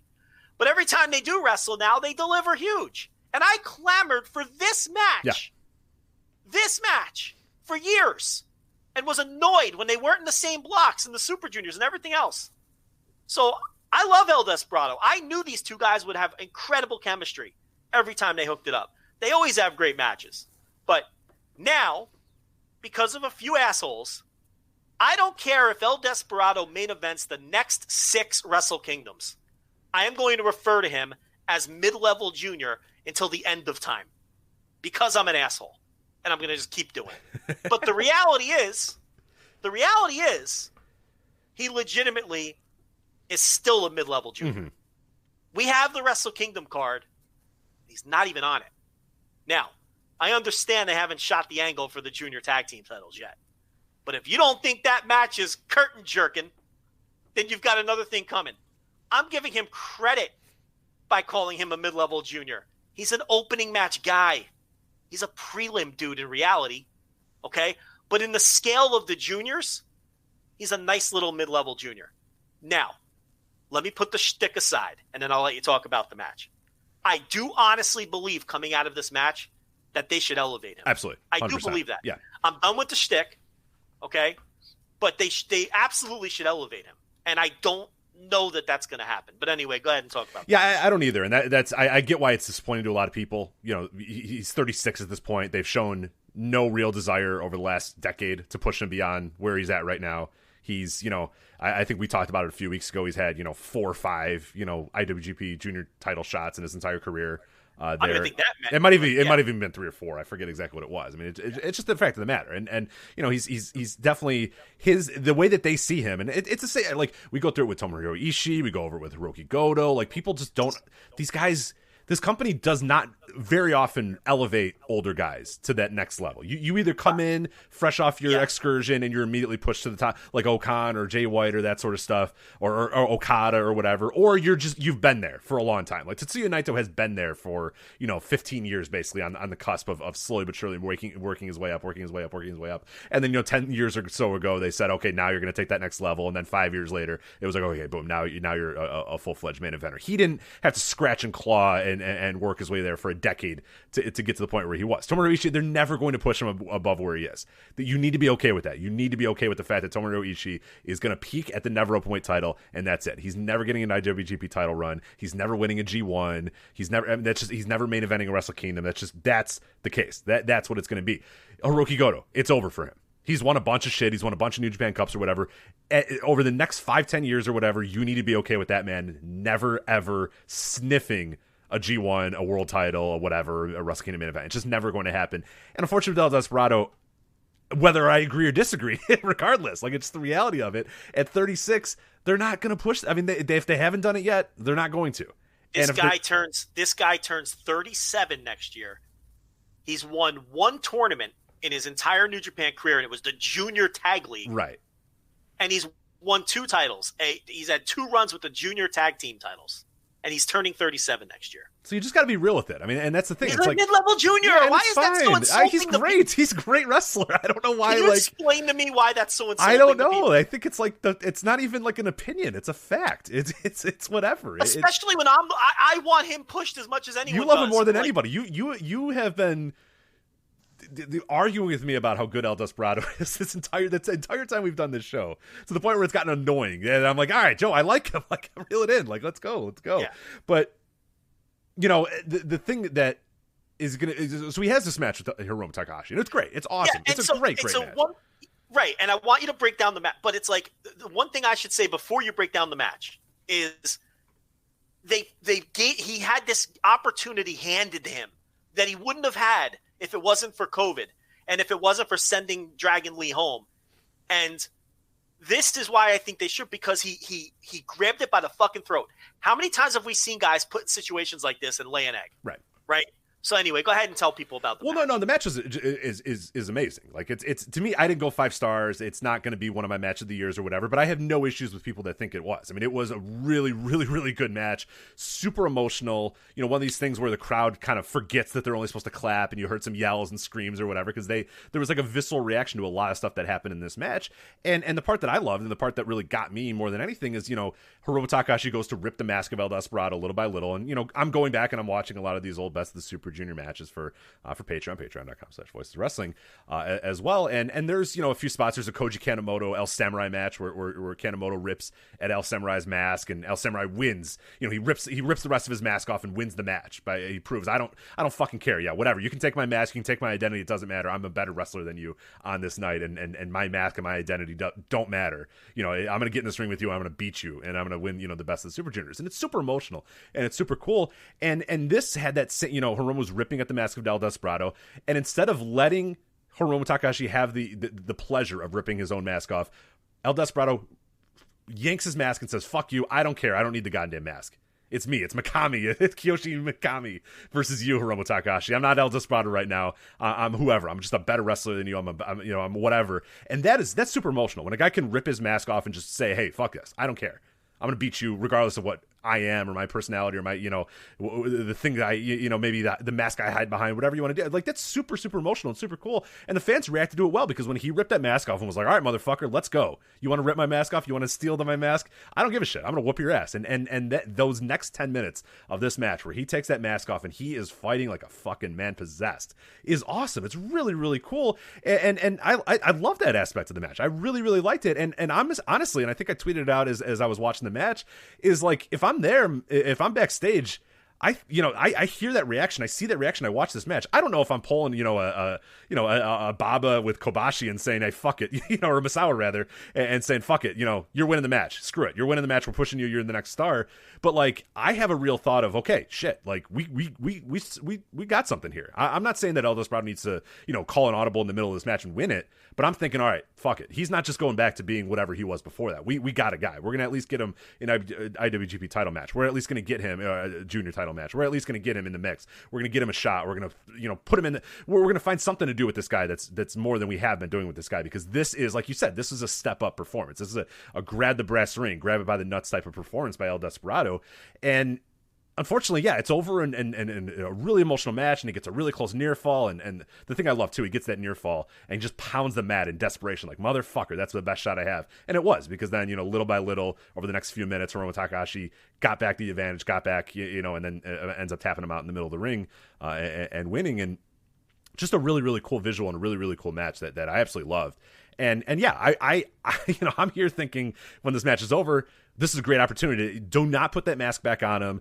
Don't put him back. I mean, you can have him walk out with the mask and maybe, but little by little start telling the story where he doesn't need this mask anymore. He moves up, and you do something with this guy over the next few weeks. But watching what they've done, he's just kind of, he's El Desperado again. He's back, teaming with other guys and doing stuff. And yeah, it's a cool little spot and a great little match, and a match that, is going to get match of the year votes and is going to get in the mix. And people are calling it one of the best matches they've ever seen. And that's cool. That's really awesome. But you need to be okay with El Desperado just going right back to being what he was afterwards. And there's a lot of people that I think can't wrap their head around that and think that there needs to be something more after this. And I don't disagree, but I don't think there's going to be. And we know that already. There'd be signs of that already. And it just doesn't look like that's the case. And I'm sorry, I don't want to rain on people's parade, but it is what it is. Like, he's 36 years old. It's there's a lot of juniors in this company that they're trying to push to the next level, and I don't know if El Desperado is one of them. So I'd like them to get the push. I'm not confident they're going to do it. Not confident at all as far as the match goes. I went 4.5. I thought it was a really great match. I was exactly the same. I didn't think it was match of the year level. We'll be heels for that too. I mean, even though I thought it was a great match. I don't fucking care. Whatever. Rich. They'll listen anyway and hate us as always. It's fine. Give a shit. 4.69 on the Grapple as I speak, with 201 votes. Good sample size there. And a 9.40 on the Cage match. So it was a great match. Mm-hmm. There's no way around it. I think it's going to do well in match of the year. I think it has a chance to be top 10. It's got a lot of stuff working for it. Happening in December is huge for this match. Fresh in people's minds. Yeah. So that's always a big factor. And it's Hiromu. Hiromu matches are going to do well. Hiromu has a lot of fans. So there's a lot of things working for it for sure. High profile, best of Super Junior final, all those things. So great match. I hope for the best for Despy. Of course, no one will talk about this part of the conversation. No. But it's my – listen, I'm poking the bear a little. I did a little trolling at the beginning here. It's fine. We move on to the World Tag League final. Gorillas of Destiny beat FinJuice. And I guess the reason they went in this direction or at least I thought FinJuice was going to win this, is because Moxley's not coming in. Kenta needs a match. So it looks like it'll be Kenta and Juice. So from that perspective, the finish makes sense. Kenta made the surprise appearance at the end of this match, which I thought was cool. This was like interference done right. Everyone thinks we want everything to be rings, but this was a cool moment, and the crowd gasped when Kenta ran down because they weren't expecting him to run down. Mm-hmm. And if it's look, I hate to call a tournament final a dopey little match, but it's the World Tag League. If it's a match like this, I don't give a shit if you want to do a finish like this or do a run-in or whatnot. That's fine with me. As we've said all along, it really grinds our gears when it comes to the main events and the matches that are supposed to be held with some reverence. But at this point, though, I'm taking a deep breath, and I'm kind of done with that complaint. I accept at this point, and when we talk about Super J Cup, it becomes very apparent. I was saving this rant for Super J Cup, but I'll do it now. I just accept, Rich, that New Japan is what it is. Yeah. It's a heel heat promotion. And it's not going to change. And there's no point being mad at New Japan for being something that I want them to be that they just aren't. It's a heel heat promotion. Yep. And they're not going to stop with the heel stuff in their biggest matches, down card, because it's what they are. Yeah, it's clearly a directive too. I mean, yep. we were very curious about that when the first New Japan Strong stuff happened in America, and we're thinking, okay, cool, and it has to be a top-down directive. It has to be a everyone is, because there's no reason for New Japan Strong to be booked exactly the same way as New Japan proper, except if that's the plan. Hey, this is what we do. We do this now. We create heel heat. We have Bullet Club interference. We have guys run in. We have chicken shit heels. We have that sort of stuff. It has to. And we were really curious when New Japan Strong kicked off if they were going to be kind of classic, whatever New Japan, wins and losses and no interferences and all this stuff. And Kenta had to cheat to beat Carl Fredericks on like the first night. And we were like, all right, well, that's it. We know exactly what it is now. And we just had to accept it. And this J-Cup is again another one. And we'll get to it when we talk about the J-Cup. But I kind of had the same revelation as well. Like, all right, I'm done getting mad because it is what it is. Like, I think it sucks. It definitely takes my enjoyment level a lot of pegs down. But you know, there's no use in coming on the show every single week and going, oh my God, Dick Togo ran in again. It's just what it is. It's going to be. Yeah, I'm done complaining about it. Yeah, it's Bullet Club guys getting heat and heels cheating to win matches. That's what it is. Yeah. So. Yeah, I'm done complaining about it because it just is what it is. That's what New Japan is. I could watch all the 1982 and 1983 tapes that I want. It's not that anymore, even with the IWGP title. And I think it really had, like we always say, it's been that really this whole decade. But there was enough to where they kept it away from like Tanahashi Okada, which, let's face it, that's the rivalry that rebuilt this company, was never that. Maybe in the earliest stages when Okada was full-on heel, Gato would get involved in his matches, but for the purposes of this conversation, Tanahashi Okada, which modern New Japan is built on their backs, okay, was not that. And I think that's what appealed to you and I and a lot of other people. And we tolerated the other shit because we knew we weren't going to get it in our Wrestle Kingdom main event or our IWGP title matches, right? But now they've leaned so heavily into it. You just got to put your hands up and say, this is what New Japan is. Mm-hmm. We got to get rid of this idealistic vision of, well, they do it a little bit, but at their core, they're still no, they're not. This is an American-style heel heat promotion. Heat. Yeah, it's heat. it's classic WWE style heat. Yeah, and I don't know who needs to hear it, but we were the first ones that needed to hear it. Okay, guilty as charged. I'll say it again for the back. This is a Western American-style heel heat promotion. Come to grips with it. Whether you like it or don't like it, come to grips with that. That's what this promotion is now. And like you just said, it doesn't mean I have to like it or be as invested in it as I once was. A lot of this isn't for me, and I'm not going to pretend it is. But I'm not going to let it get under my skin constantly like I did since the restart. Go ahead and put that double title back on Evil and let him cheat his way to... I don't care anymore. If that's what you are, that's what you are. It doesn't have to be for me. And I'm done whining about the fact that it isn't. And, we'll get to the Super J Cup because I actually have a positive review of that show, oddly enough. Because that's when my epiphany happened. But I'll save that.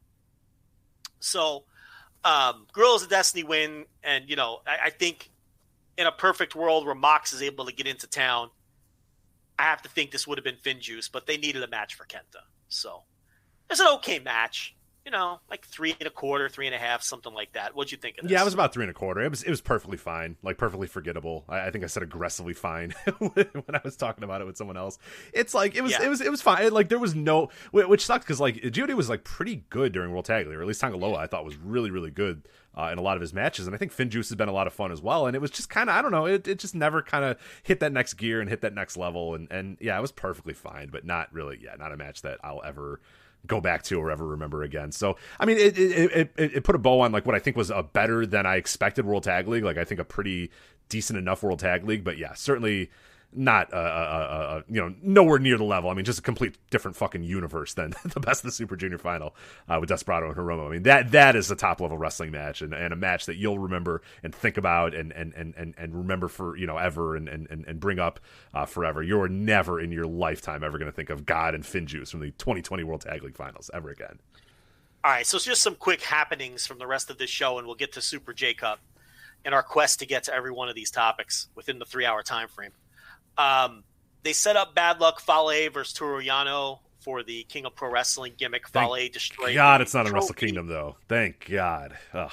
No, they're going to do it at the Christmas Corrigans, the Christmas Week Corrigans instead, and then maybe that'll set something up as a prelim or dark match or undercard King of Wrestle Kingdom. Who knows? My hope and I hope so badly Bad Luck Fale wins this fucking title, just tosses it into the crowd, and we never ever hear about it ever again.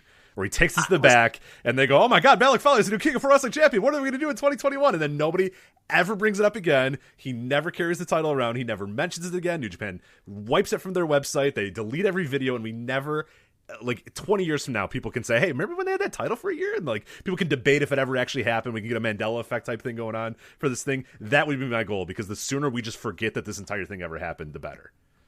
Yeah, I don't even really care about it if it's just going to be a prelim thing, though. Like, it's just I don't want it anywhere. I just want it to go away.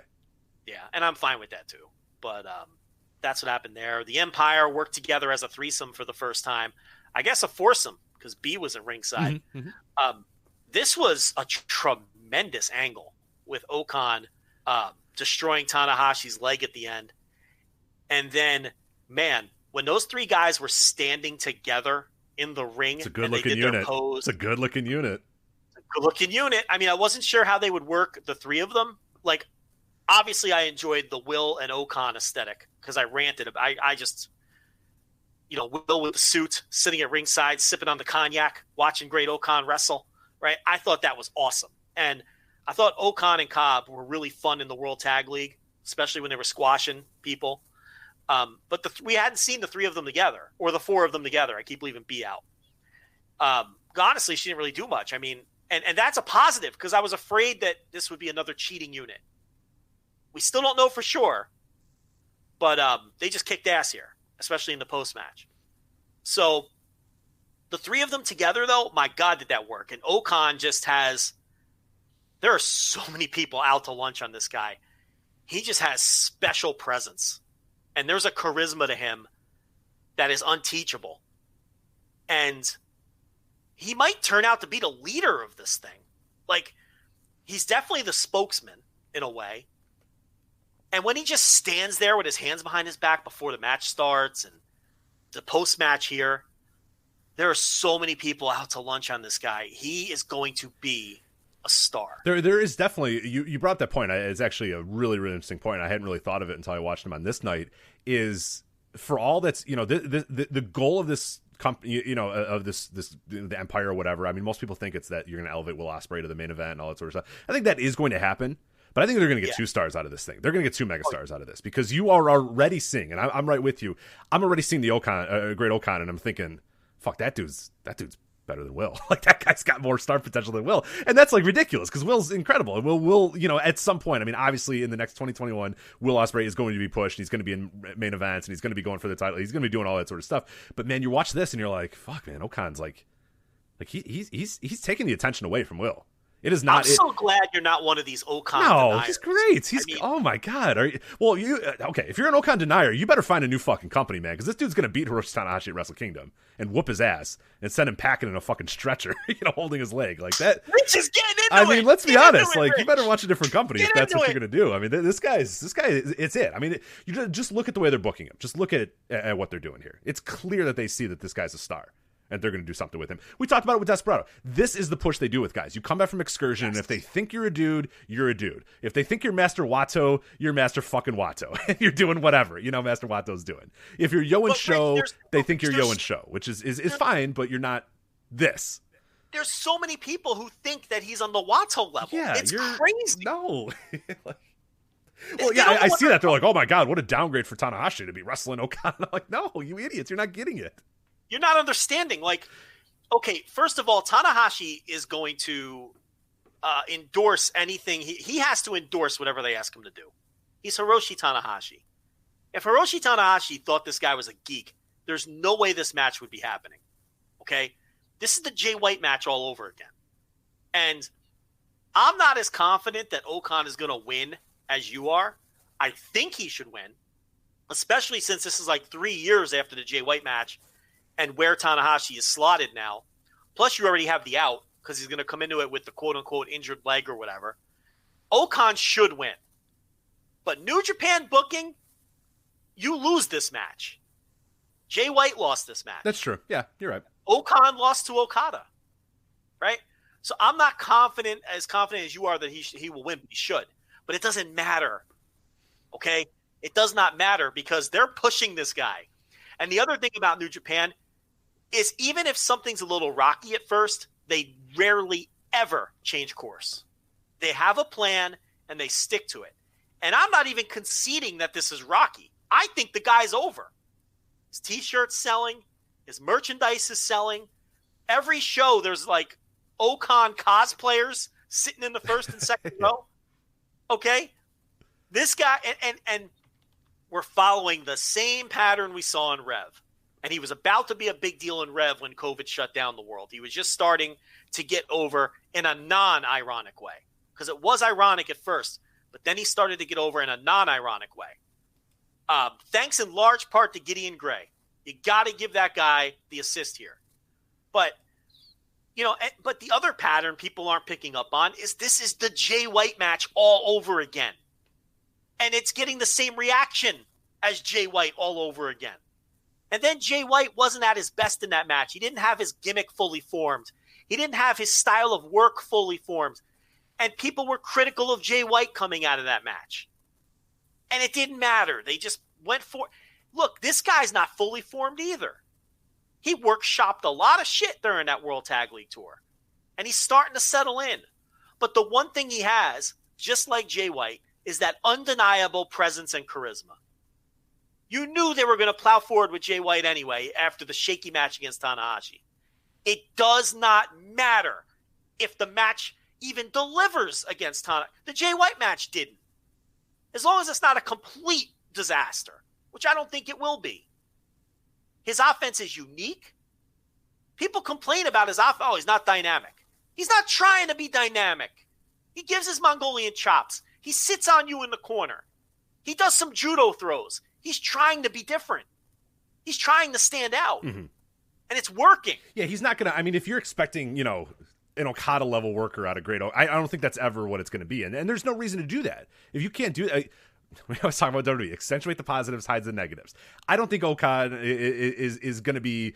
a 5-star match, just a machine like some of these guys we've had. But it's good. His matches are no doubt going to be interesting and no doubt fun.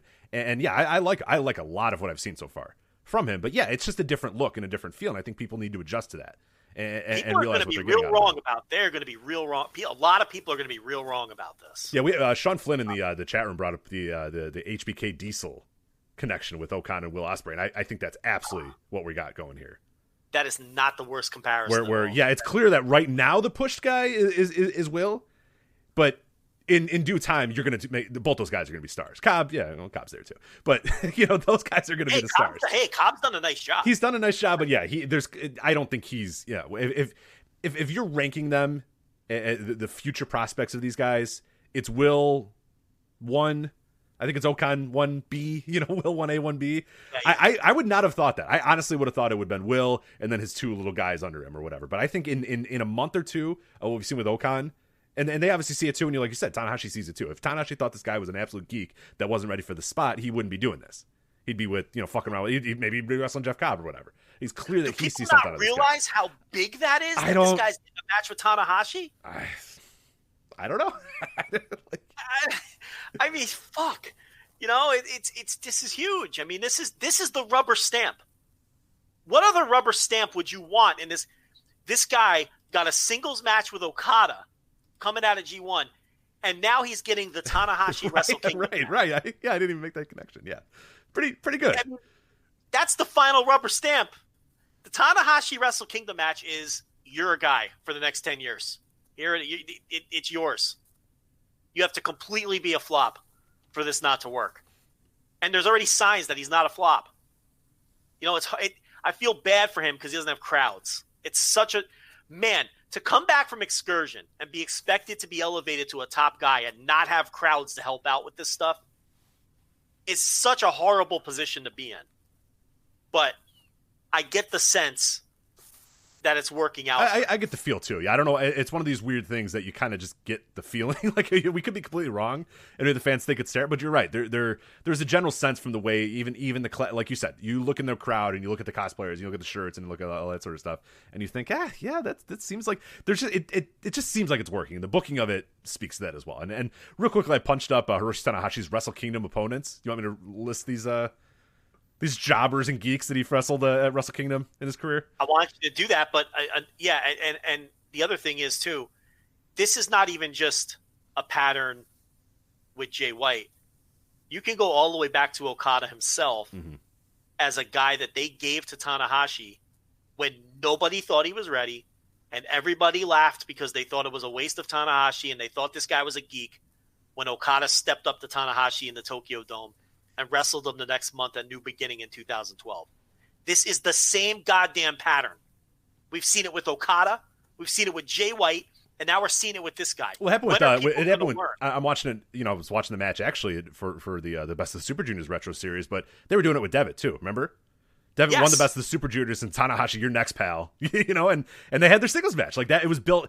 Devitt got, the AJ Styles push was Devitt. Devitt was going to be what AJ Styles ended up being, and what eventually Kenny Omega turned into. But that was all designed for Prince Devitt. But when they were ready to say, okay, Prince, you have now arrived, and you are now a guy, who's the guy that met him on that first night, that challenged him, and then he faced that first night?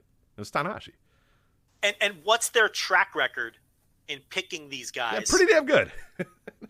When no one thinks that they have the ability to. Jay White. I mean, we were having those conversations with Jay White. People forget this now because now we're 2 years deep. The same shit. Like people are like, oh, this Switchblade. What a dork. He looks like an idiot with his knife, and what a weirdo. And we're like, okay, you're going to be wrong. You're wrong. You're going to be so wrong. You're going to look like a fucking fool. And Okada, same thing. Even we were like, oh, geez, this fucking guy. Like, this is going to be a disaster. Those shows are all dead and gone. No one can go pull them up. But I mean, I assure you, that was the conversation at the time for sure. Yeah, like, are they kidding me? Did they see the Yoshihashi match? But it's like, how many times?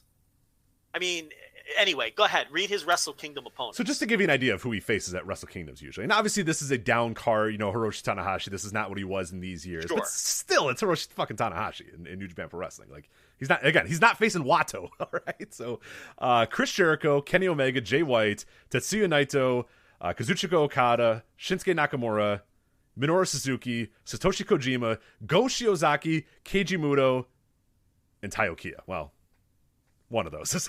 But at the time... now you're like in 1999. Right, so who cares? Well, 2007, but yes. The point here is people are approaching this the wrong way. They see this as... They're all screaming right now saying, yeah, Rich, and this guy's not on that level. And what we're saying is... You're right, he is. He's going to be. Right. Like, very soon. Very soon, he's going... That's the lesson you should be taking from this, not... And I've had, there were people making counter arguments saying, oh, well, Tanahashi doesn't have a lot of great matches left in him. He shouldn't be in there with a guy like this. Number one, how do you know it's not going to be a great match? That's the first point. It's Tanahashi in Wrestle Kingdom. I trust that guy. I'm not betting against him yet. Yeah. No, it's not happening. But number two, what the fuck is his role? His role right now, at this stage, he's in his mid-40s. His role is to get the next set of stars over. It's not to go to Wrestle Kingdom and have 5-star matches. I'm sorry to burst your bubble. That's not his role anymore. This is his role. To identify the next star and get him over. The way that he's done his entire fucking career. Which is why the guy's a first ballot Hall of Famer, an icon, and one of the greatest wrestlers in history. Not because of the 5-star matches, but because he helped get all these guys over while having all these 5-star matches. This is his role now. This is exactly who he belongs with on this show. What the hell would be the point of some Hiroshi Tanahashi versus Tomohiro Ishii match where, okay, they'll probably go out there and steal the show, but what's the point of that match? It's like, this is the biggest spotlight New Japan has all year, and it's a chance to take this guy who they think could be a star and make him a star. This is the only match to make. This is the best match to make. So, man, but look, Rich, we could scream all we want. People aren't going to get it because we've seen this pattern play out. They'll get it in a year. They'll understand then. They'll slowly disappear like the Jay White naysayers slowly disappear. You can't find any of them with a search bar. No, they're done now. They've went away. Yeah, that's. I mean, you may not like his matches, but you can't find anyone who's like, oh, that guy, he'll never be a star. You can't find them. Same thing's going to happen here. Same thing. So, wanted to bring up that match, that 6-man, and really there was nothing else of much consequence on the rest of this card. So let's do the Super J Cup real quick. Look, I said I was going to defend this show or have a positive review on it. Let me clarify. I don't think this was any kind of great show, okay? But I get it. I get what this show was meant to be. This show was meant to be a vehicle to continue the push of a guy who's definitely not a mid-tier junior, by the way. A guy who's a top junior in this company, whether you like it or not, in El Phantasmo. Phantasmo this year was earmarked to be the heel champion who Hiromu Takahashi would be chasing all year long and finally catch at the Tokyo Dome. That was the plan. COVID threw that for a loop. Taiji Ishimori is the stand-in because he was around. He's the guy's tag team partner. He's in the same unit, all of those things. And he's a more than qualified person to step into those shoes. But it was originally going to be Phantasmo. And as you can see, Phantasmo won the J Cup last year, cheated his way in doing so. And he wins the J Cup again this year and cheats his way into winning the J. They're basically just redoing the Phantasmo push they were going to do this year. So he's probably going to get that mega singles push in 2021 as opposed to 2020. So that's what we're seeing here. They just pressed the reset button on all of this. We worked ourselves into a shoot. We overthought this thing last week because we were trying to be cute. That's fine. We're trying to do an entertaining show. But he's the only contract guy. And it was very obvious he was going to win this thing in hindsight. So he wins it. He cheats all along the way. It's not, let me be clear. It is not what I want out of a Super J Cup. I want 1994, 1995. That's what I want out of a Super J Cup. Okay? But again, this is where I had my epiphany. I know what this company is now. It's a heel heat company. And more and more they are showing that they don't give a fuck about tradition. They don't care that the J Cup has this great history. They don't care that the IWGP title has this great history. They're just going to be who they are and do what they feel they need to do best to draw money. And if that means shitting on the J Cup 2 years in a row and allowing it to lose all of its reverence. This is 3 J Cups in a row now that weren't great. Yeah. Oh yeah. Let's not let 2018 off the hook or whatever. 2017, whatever year it was. 16, whatever. Everybody knows what we're talking about. The Taichi year. Yeah, that was heat the entire time as well. Yeah. This 3 in a row now. This is what the company is. And I'm watching this show through that lens. And again, not what I want. Not filling up my notebook. But as far as telling a story from the beginning of a show to the end, and let me tell you something. Phantasmo may not be exactly my cup of tea. I think he's one of the best heels in wrestling. I really do. I think he is one of the best heels in wrestling. He's totally unlikable.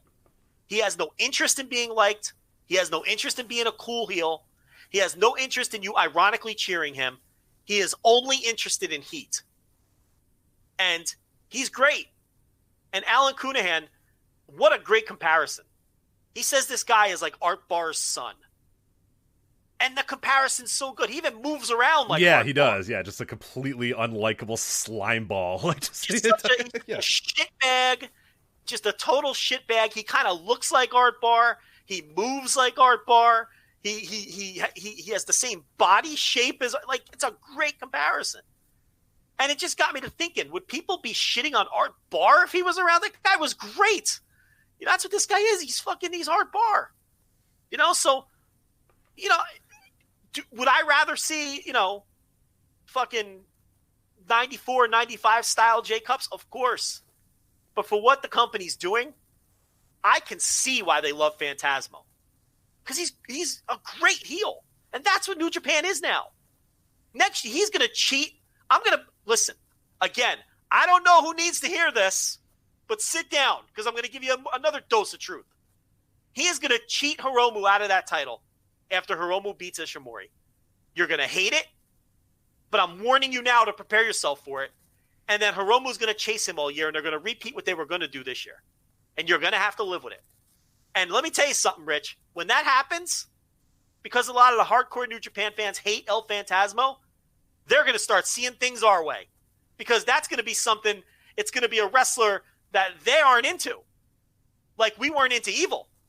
And all of a sudden, they're going to start seeing things our way and start thinking, maybe this isn't the kind of booking I want out of this company. It's funny how those things kind of turn around. Because that's what you're getting with Phantasmo next and moving forward. They believe in him, and they think he's a top guy. And he gets a legitimate push as a top-level junior. Yeah, well, and he fits the criteria of what they... I mean, he's you know, he's Evil. He's he's Omega. He's Devitt. He's Styles. He's just in the junior style of it. He's God. He's like, it's all Bullet Club heat. And that's what it is. So it's a Bullet Club asshole that heats his way and cheats his way to victory. So, yeah, I mean, I think it fucking sucks. I fucking hate it, but... And look, I get it. I get that people hate this in the wrong kind of way. I don't hate it in the wrong kind of way because I admire how good he is at it. Like, he is an old school, I want to punch that motherfucker in the face myself heel, is what he is. He's not Jay White. Jay White is a diabolical, I'm going to outsmart this guy kind of heel. Shifty, can't trust him, stab anyone in the back, right? That's not what this guy is. He's a different kind of heel. He's a shitbag. You want to beat him up yourself. If El Phantasmo would have fit right in any territory in 1978, and the little old lady in the front row would have stabbed him in the back. That's what he is. That's exactly what he is. And I at least can have an appreciation for that. And I thought some of his work in this tournament, outside of looking at it from a traditional work rate perspective, was brilliant. His first match back, he's botching on purpose to show that he's rusty. I mean, what the fuck? Who thinks this way? Right? Then, you know, throughout the rest of the tournament, you know, Blake Christian breaks his nose in round one. So what does Phantasmo do? He builds the Blake Christian semifinal match around the man's broken nose. Yeah. And whatever plan he had, he ripped it up and threw it out the window and said, fuck it, I'm going after this guy's broken nose. I had this gift wrapped to me. And then in the final, he beats Super ACH, the biggest baby face on earth, at least in New Japan. He doesn't work that way anymore anywhere else. But he's still Super ACH in New Japan. The perfect foil in the finals for Phantasmo. The ultimate good versus the ultimate evil. Who's more of a fresh-faced goody two-shoes than Super ACH? I mean, that's what he is. So this was well laid out and well booked, even if it didn't fill up my notebook. And because I don't give a fuck anymore and I understand what New Japan is, I can't say I hated this. I didn't love it. But I enjoyed it for what it was, and I appreciated the way it was laid out. And I think Phantasmo is right up there with MJF or anybody else as far as the top heels in the business. Rich Craich, the floor is yours. Yeah, so the way that you lay it out there and the way that you sell it and stuff makes it sound to me a lot better than it was in actuality. Because you're right. El Phantasmo, the little spots that he did there, the little things that he did, the creative, yeah, it was done well. But in the context of sitting down and watching this for 2.5 hours or whatever, it was a grind. I mean, and the fact that like he was doing his stuff and then the matches in between were just really not that good, that did not help. I mean, the semifinal matches, which were really good matches on paper, ACH and Chris Bay sounds really cool on paper. Phantasmo and Blake Christian I thought was going to be really, really cool on paper. Both those matches were shorter than any of the first round matches for some reason, which was a very weird way to structure this thing, where the first round matches went almost a little too long. Like Ray Horus and Blake Christian went 12 minutes, and it did not need to go 12 minutes. It was way longer than it needed to go. And like Chris Bay and Clark Connors, that went around 10 minutes. El Phantasmo, Leo Rush, that went 15 minutes for those guys. And it was decent. Like, I liked that match a little bit. And ACH and TJP, which I liked a little bit, that went about 10 minutes. So they gave a lot of length to the first round matches, almost no length to the semifinals. And then the final, which was, it was fine, but a lot of heat from El Phantasmo there. It's just the way you sell it and the way you describe it. Yes, there were aspects that were interesting and fun. And yes, Phantasmo is a good heel. It's just, I don't know. When I sat down and I'm thinking I'm watching the Super J Cup, and again, that's me. I know what you're saying. I haven't reached that epiphany just quite yet, because I clicked this file saying, all right, here we go. Super J Cup. Thinking 94. Thinking great Sasuke and Hayabusa and Liger and 95. And here's Gato having the matches of his life. And here's Chris Jericho and Lionheart, working his ass off. And Wild Pegasus and Black Tiger and all that. And I'm in that mindset still. I'm still in that Super J Cup mindset. And it's just, I need to get out of that. I need to get out of that. You get because what you're watching is MJF cheating his way to the Dynamite Diamond Ring. Right. And I haven't quite gotten there yet. And personally, I don't want to get there because I don't really want to invest 2.5 hours into watching that.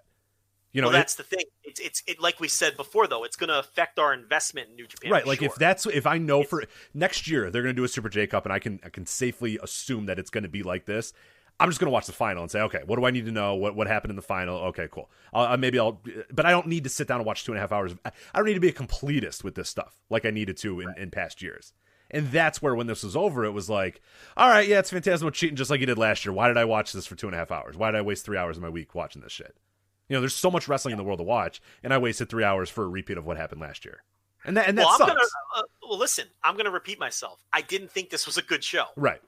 I get what you're saying for sure. Like, if you're going to have to watch this, let me find the good aspects of this. And there's no doubt that Phantasmo was a great heel.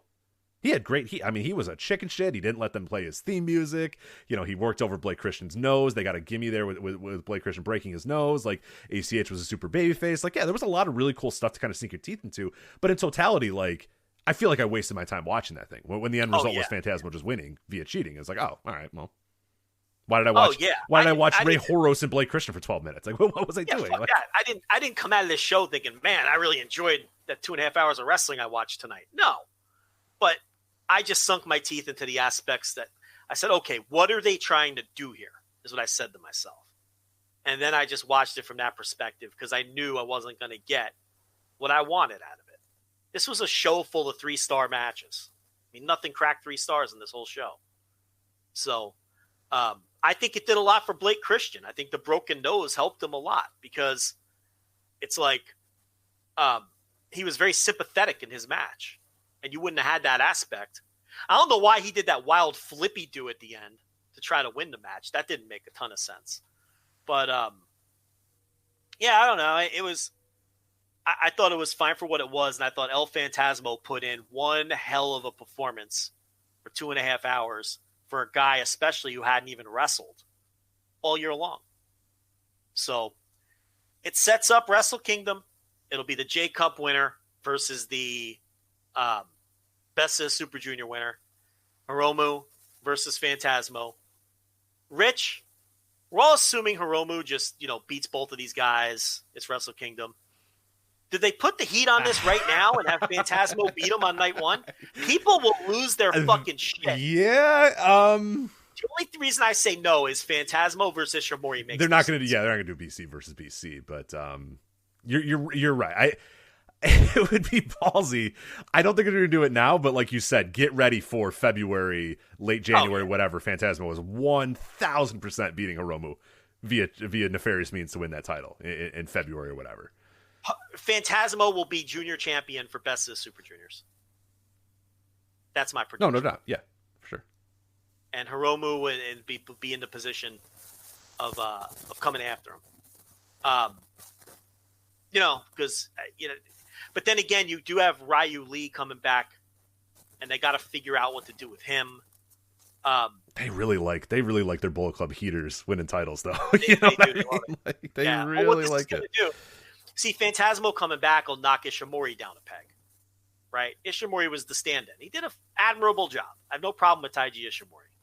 But Phantasmo's the top dog in junior dog in that unit. And you get Dragon Lee back. He's a top guy. And this is why I'm saying there's no room for Despy. And I wish there was. There's just not. 37 years old. And look at, there's at least 3 guys firmly ahead of him with Hiromu, Dragon Lee, and Phantasmo. So we'll see if the big match performance helps catapult Despy. Because I think there's room for another guy out there. I mean, but the way they book and tell their stories is there, because it's like you do your 3-match series, someone comes out ahead, then you go into Super Junior, one guy's the champ, they set up the challenger. There's really only room for 2 programs all year, if we're being fair. It's not like they do 7 different junior title programs in a given year. You get 2. You get 1 3-match series, and then you get the guy who wins Super Junior. And maybe you get random defenses with your mid-level guys sprinkled in just to fill out some of the other cards. But they're not real, true top programs. So I don't know. But that's the junior title all set up now for Wrestle Kingdom. You get your little mini tournament there too. Kind of like the U.S. title last year, where they did the 1 match to set up the next. So, Did you know you could shop around for prescription prices? With GoodRx, you can find free coupons at over 70,000 pharmacies and save up to 80%. It's that easy. But don't just take my word for it. Dr. Adam says, I've been telling all my patients about GoodRx. Jacqueline says, my medication was $65 without insurance, but I paid $25. Aubriana says, you don't have to pay full price to live your best life. Couldn't have said it better myself. GoodRx is 100% free. Download the GoodRx app today and start saving. GoodRx is not insurance. Who are you texting? My therapist. You text with your therapist? Text, video chat, call. Yep. That sounds too easy. How did you find her? I just went to betterhelp.com/save. She's a licensed therapist and it's all online. I connect when it's convenient for me and don't waste time driving anywhere. Plus, it's affordable. I wonder if I should try it. It's great to talk to someone in confidence. She's helped me sort out quite a few things. And right now you save 10% off the first month when you go through betterhelp.com/save. Betterhelp.com/save. Got it. I guess let's talk about what we know for sure. Do you have the Wrestle Kingdom confirmed matches? Yes, I do. Yeah, I got those in front of me. So let's talk about what we have going so far. Night 1, obviously Naito versus Ibushi. That is your first of the title matches. Here you have Okada versus Ospreay, Tanahashi versus Great Okan, Dangerous Tekkers versus GOD for the tag titles, and then Hiromu versus Phantasmo for the junior title. So I like Night 1 on paper. It looks. Those top 3 matches all appeal to me a lot. I mean, I think it blows Night 2 away. I mean, we'll talk about. Yeah, I don't care about the tag title match, but the rest of that is all pretty interesting. Yeah, the 4 out of those 5 are pretty damn good. I mean, Naito and Ibushi, I think, has the potential to be the best match of any of the 2 nights. Okada and Ospreay is a huge match as well. Let's see if Okada gets back on track. Let's see. I mean, he's gonna bust his ass against Ospreay. We know that. We know Will's gonna bust his ass. Biggest match he's had his entire career in terms of a single, a real star-making potential match there too. So I'm interested in that aspect of it too. Not only is it going to be a good match, but also the fact that you could really create a star here and get the next level. And the same thing goes with Tanahashi and Great Okan. It's fucking Tanahashi at Wrestle Kingdom, and it also is the chance for him to elevate a guy and get a guy ready to be a superstar, for 2021 and moving forward. So that is investment right there. And then Hiromu versus Phantasmo, as you said, I will watch now with a little bit more of a cautious, now that you've got that a little bit of a twinkle in my eye where I'm like, oh man, I don't know. Do they go with the heat there with Phantasmo? I don't think they do. I think Hiromu wins, but I think that has potential to be pretty damn good. And Tekkers versus GOD is I don't really care all that much, but if that's your 5th most important match on a night, I think I can live with that. Oh yeah, for sure. And it's interesting because the Empire is facing Okada and Tanahashi in 2 separate singles matches, and both Okada and Tanahashi are both in a position where they can lose right now. Because they're out of the top mix, and you could have Empire standing tall in both of those matches. That would be what I would absolutely book it that way. I mean, if it's me, Will Ospreay and Okan win both of those matches, and in fact, they both win them clean as a sheet. But this is a new era of New Japan, so who the fuck knows? And they like to surprise you in those matches and have the veteran win those kind of matches. So we'll see. Night 2. Night 2, not so much. Naito and Ibushi winner versus Jay White. So obviously whoever wins with that, I mean, we'll do our initial predictions in a few weeks, but regardless, yeah, let's do that. Let's let it sit a little bit. Let's watch those Korakuens. Let's basically figure out. But yeah, Naito and Ibushi, the winner of that moves on to face Jay White on night 2. Evil versus Sonata, Shingo versus Cobb, and then Ishimori versus the winner of Hiromu and LP. So I don't know. I don't really love night 2 all that much. Yeah, no. What night 1 is right now is significantly stronger on paper. I would agree. Because if Evil and Sonata doesn't do anything for you, then you're going to struggle with what they've announced so far. And I think that the night 1 double title match is going to be better than the night 2 double title. Well, I don't know. Maybe not. Jay White is, when it comes to having a great match, he has a lot of great matches, but I'm never confident he's going to have a great right. match. You want to be absolutely. You want to be proven that it's going to be good. Like Naito and Ibushi, I have no doubt in my mind is going to be good. Like there's no way those guys go out there and lay a fucking stinker. Match of of the year contender. Yeah, there's no way it's going to be 3.5 stars, and we go, oh wow, geez, that wasn't what we thought it was going to be. I thought that'd be a little like there's no question that match is going to fucking rock. Yeah. Jay White though, it could either be like, oh my god, what a fucking great match that was, or yeah, it was all right. I don't know. Like but like you said, more times than not, it's the other. More than times than not, it's a really really good match, and you're really into it. He has that potential to also just have a match that maybe gets a little bit more bogged down by Gato interference, a little bit more bogged down by interference and heat and that sort of stuff. Usually they still end up being pretty damn good, but there is also, you just got to keep that in the back of your mind where yeah, you have no doubt that Naito and Ibushi or Okada and Ospreay is going to be really, really good. You do have a little bit of doubt that White and whoever, Naito and Ibushi or whatever, probably Naito versus White. If the way they lay out the heat sucks, his matches struggle. Right, exactly. Right. Sometimes the heat hits at the right time and it works and it's perfect and you're into it, and sometimes you're like, let's fucking go home. What are we doing? This sucks. Come on. Yeah, this is too much. Enough of this shit. The other factor too this year is if it's clap crowds, and it sure looks like it's going to be, with cases spiking in Tokyo daily, then this is going to be a tough spot for everyone. Clap crowds in that dome, where sometimes the crowds can come off docile even when they're not being docile anyway, that's a concern. I mean, that has to be a big concern. These shows can come across totally heatless, and I am very concerned with that. So there's that factor too, but, we've been dealing with that for almost a year now. There's nothing we can do about it. So that's what it looks like, and then they'll complete the card, junior tag title match. It'll probably be Taguchi and Wato, and then what else do they have to do? I guess Kenta and Juice Robinson will have to become official at some point. Right. Either of those matches are going to knock anybody's socks off. But now, we're talking about down card now, so it doesn't really matter. And then, I don't know, maybe they'll add something with the Never 6-man, because that'll leave Goto and those guys, Goto, Yoshihashi, and Yano. Maybe they'll do something with that, or maybe they won't. I mean, we'll have to see. Maybe they've been running 6-match shows during the pandemic to kind of condense things. So maybe the same template will take place here. I don't know. I sure hope so. Given the days that these are happening, and for potential Patreon content, I hope that they keep these nice and tight. So we'll see. Plus, I worry about the empty building and a half-filled dome of people who can't cheer. I really honestly, I think we would normally have, a few more matches ready to go. Now, I do wonder. Yeah, it'd be interesting to see. That's a point that I actually hadn't thought of. Like, we're all expecting these to be fully loaded. Boom, boom, boom. All these undercard, man. All these things. Like, they might just have, 5 title matches and then 1 undercard thing, and that's it. And that's fine with me. I don't care. That's totally okay with me. If that's the case. I don't know. Maybe. I don't know. Yeah, maybe we're approaching this the wrong way. We think that they're going to fill out the card with a bunch of bullshit, and they might not. Yeah. So we'll have to see. It'll definitely be a unique experience. But let's talk about. We got to move on. Let's quickly talk about these Tokyo Sports Awards.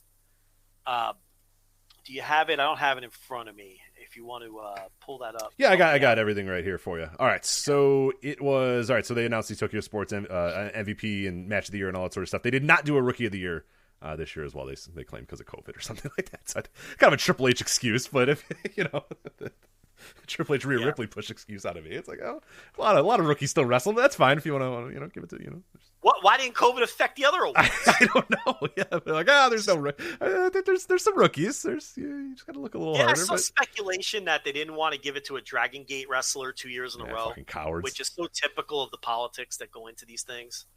But let's run them down. Yeah, Tokyo Sports MVP Tetsuya Naito. There was no other choice. Yeah. I mean, I don't think he had any kind of great year. I actually think his year was kind of lousy, if I'm being honest, outside of the two Tokyo Dome. I said Tokyo Dome. Tokyo. Outside the two Tokyo Dome matches, I mean, the rest of his year was bogged down with those awful matches with Evil. And I don't think he had a particularly good G1. But the thing about this award is it's kind of kayfabe as well. And look, he won the double title twice. Right. He did. Yeah, he did it. Yeah, exactly. I mean, that from a kayfabe standpoint, he's absolutely your MVP. I mean, you can't pick it. You're not going to give it to Go Shiozaki. I mean, you're just not going to do that. And there's nobody else to give it to in New Japan. You're not going to give it to Evil. So it was the only choice, even though it's not the strongest winner we've seen in a number of years. Yeah, and it's a tough year as well because obviously the what happened in January feels like it's literally like 9 years ago. But yeah, I mean he started off the year with two incredible matches and won both titles in front of a packed Tokyo Dome. Like that's a good start. In the trademark moment of his career. Yeah, so. Like that's a big head start, and I don't know that enough people were able to catch up in any way, shape, or form. So yeah, if you in that spot, if you give it to like Suwama, I mean, you're shitting on the guy. Right, exactly. You're essentially taking a giant steaming shit on his chest in the middle of the Tokyo Dome. If you give it to anybody else, he was definitely it. And Okada and Naito from Wrestle Kingdom also won the Match of the Year, which no big issues there, and a very good chance it wins our Match of the Year as well. Who knows? This year is really up for it, but I do think that one is definitely going to be one of the favorites.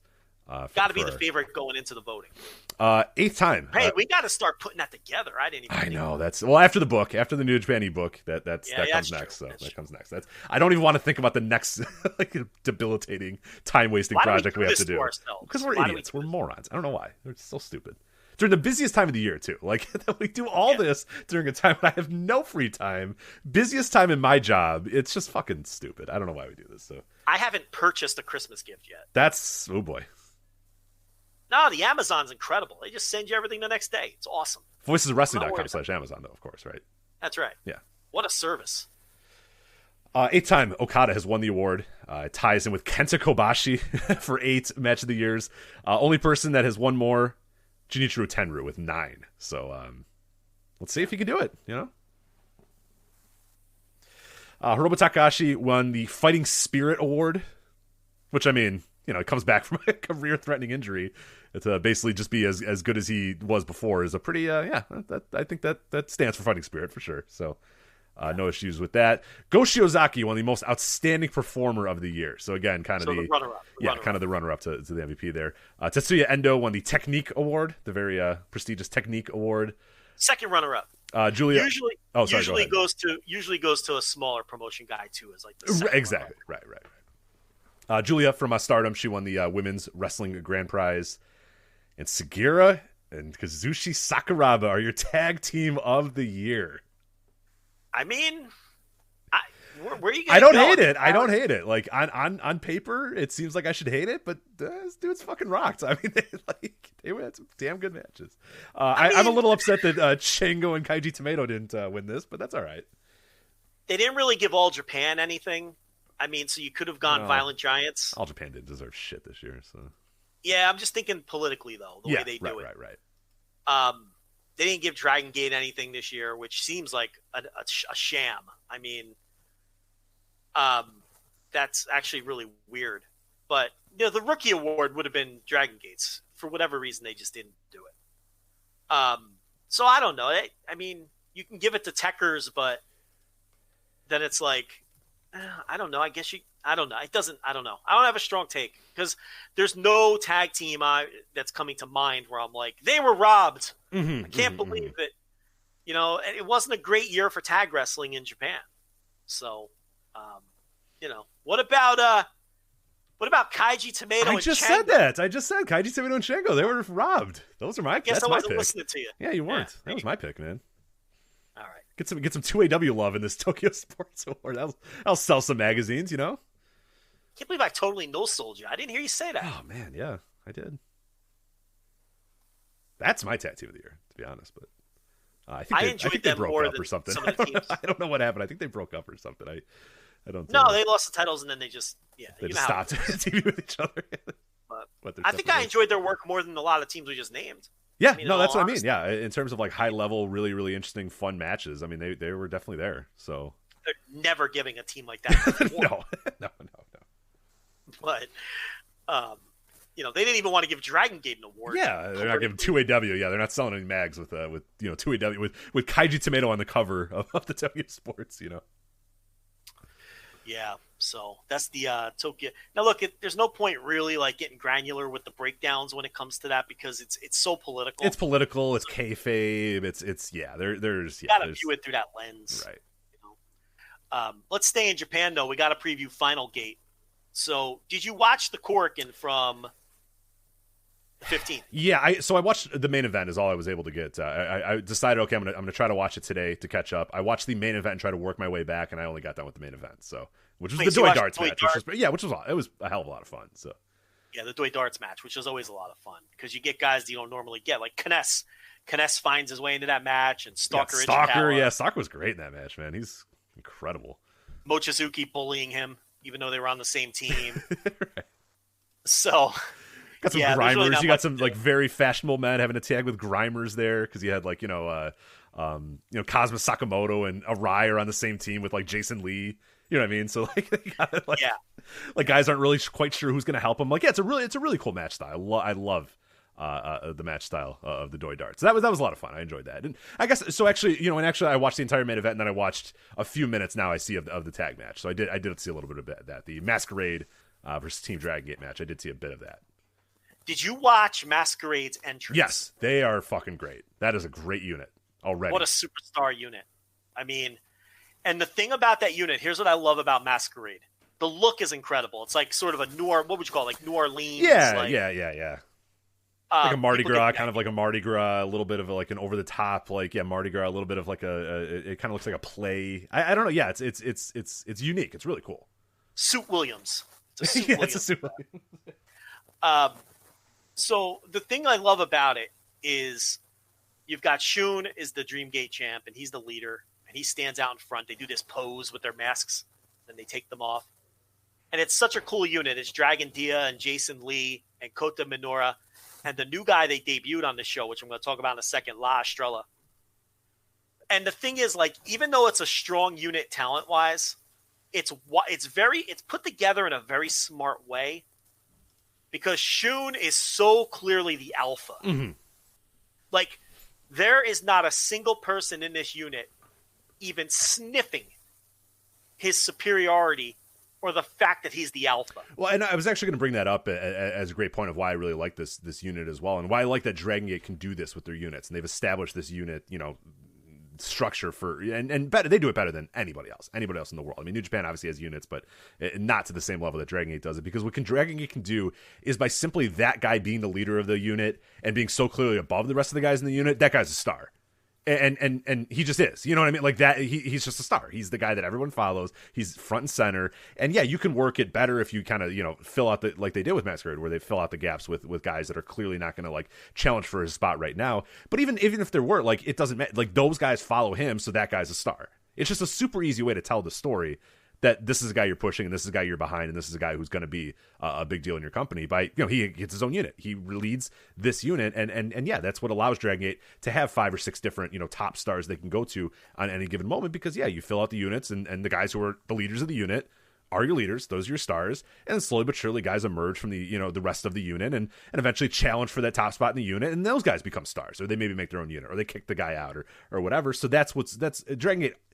It's just a perfect way to tell a story and a perfect way to establish a hierarchy in a company.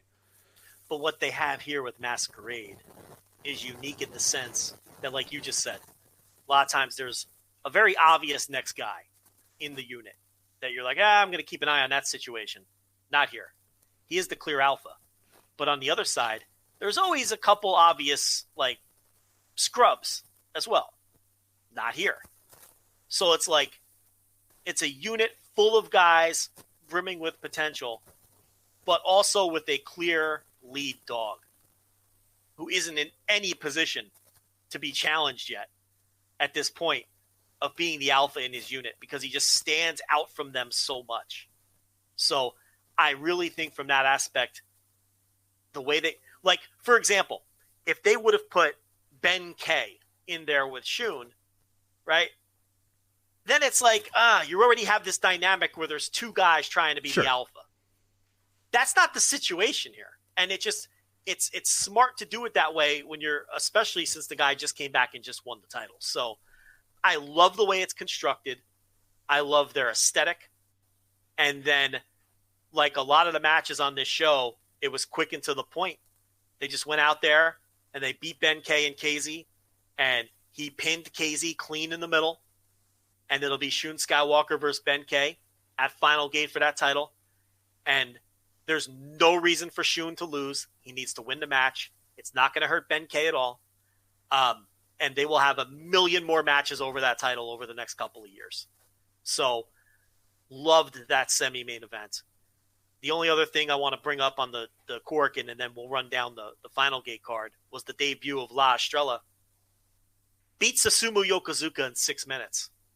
This is a rookie under a mask, and the pattern of Dragongate all year. The young guys just beating these veterans and beating them emphatically and easily. And Estrella got in there, did all of his spots that he wanted to get over, and he did a bunch of you're going to love this guy. He did this running. He does this spot where he sets the guy up in the corner. Is he the secret one? Because they're like, Case and Mike have been talking about the secret, young guy that they haven't wanted to show because they think he's really, really fucking good right out of the gates. That I'm not sure of, but he was the X. Okay. He was Masquerade's X. So he sets the guy up like a Van Terminator or whatever, where he sits him in the corner. Mm-hmm.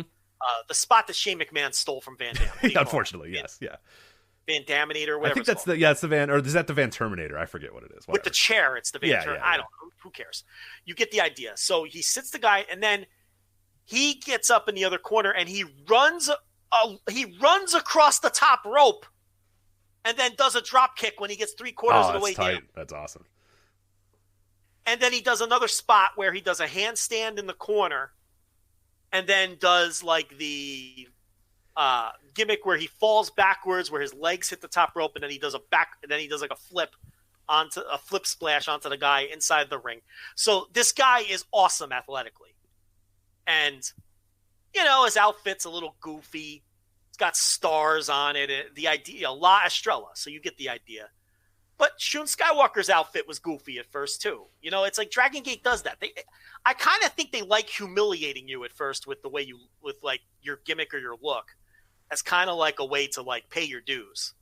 But yeah, the guy looked great, and he pinned Yokozuka.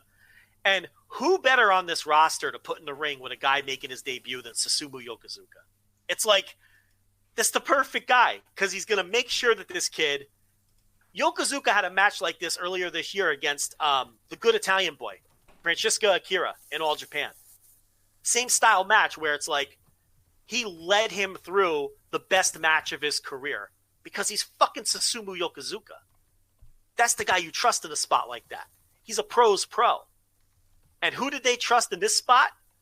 To be the veteran hand to guide this kid through and keep the nerves down and make sure the match didn't fall apart. Just worry about doing your spots. I'll be where I need to be. I love that shit. That is the shit. That's the thing about pro wrestling that I sink when I see stuff like that. Yeah. That's so interesting to me. So that was a big debut.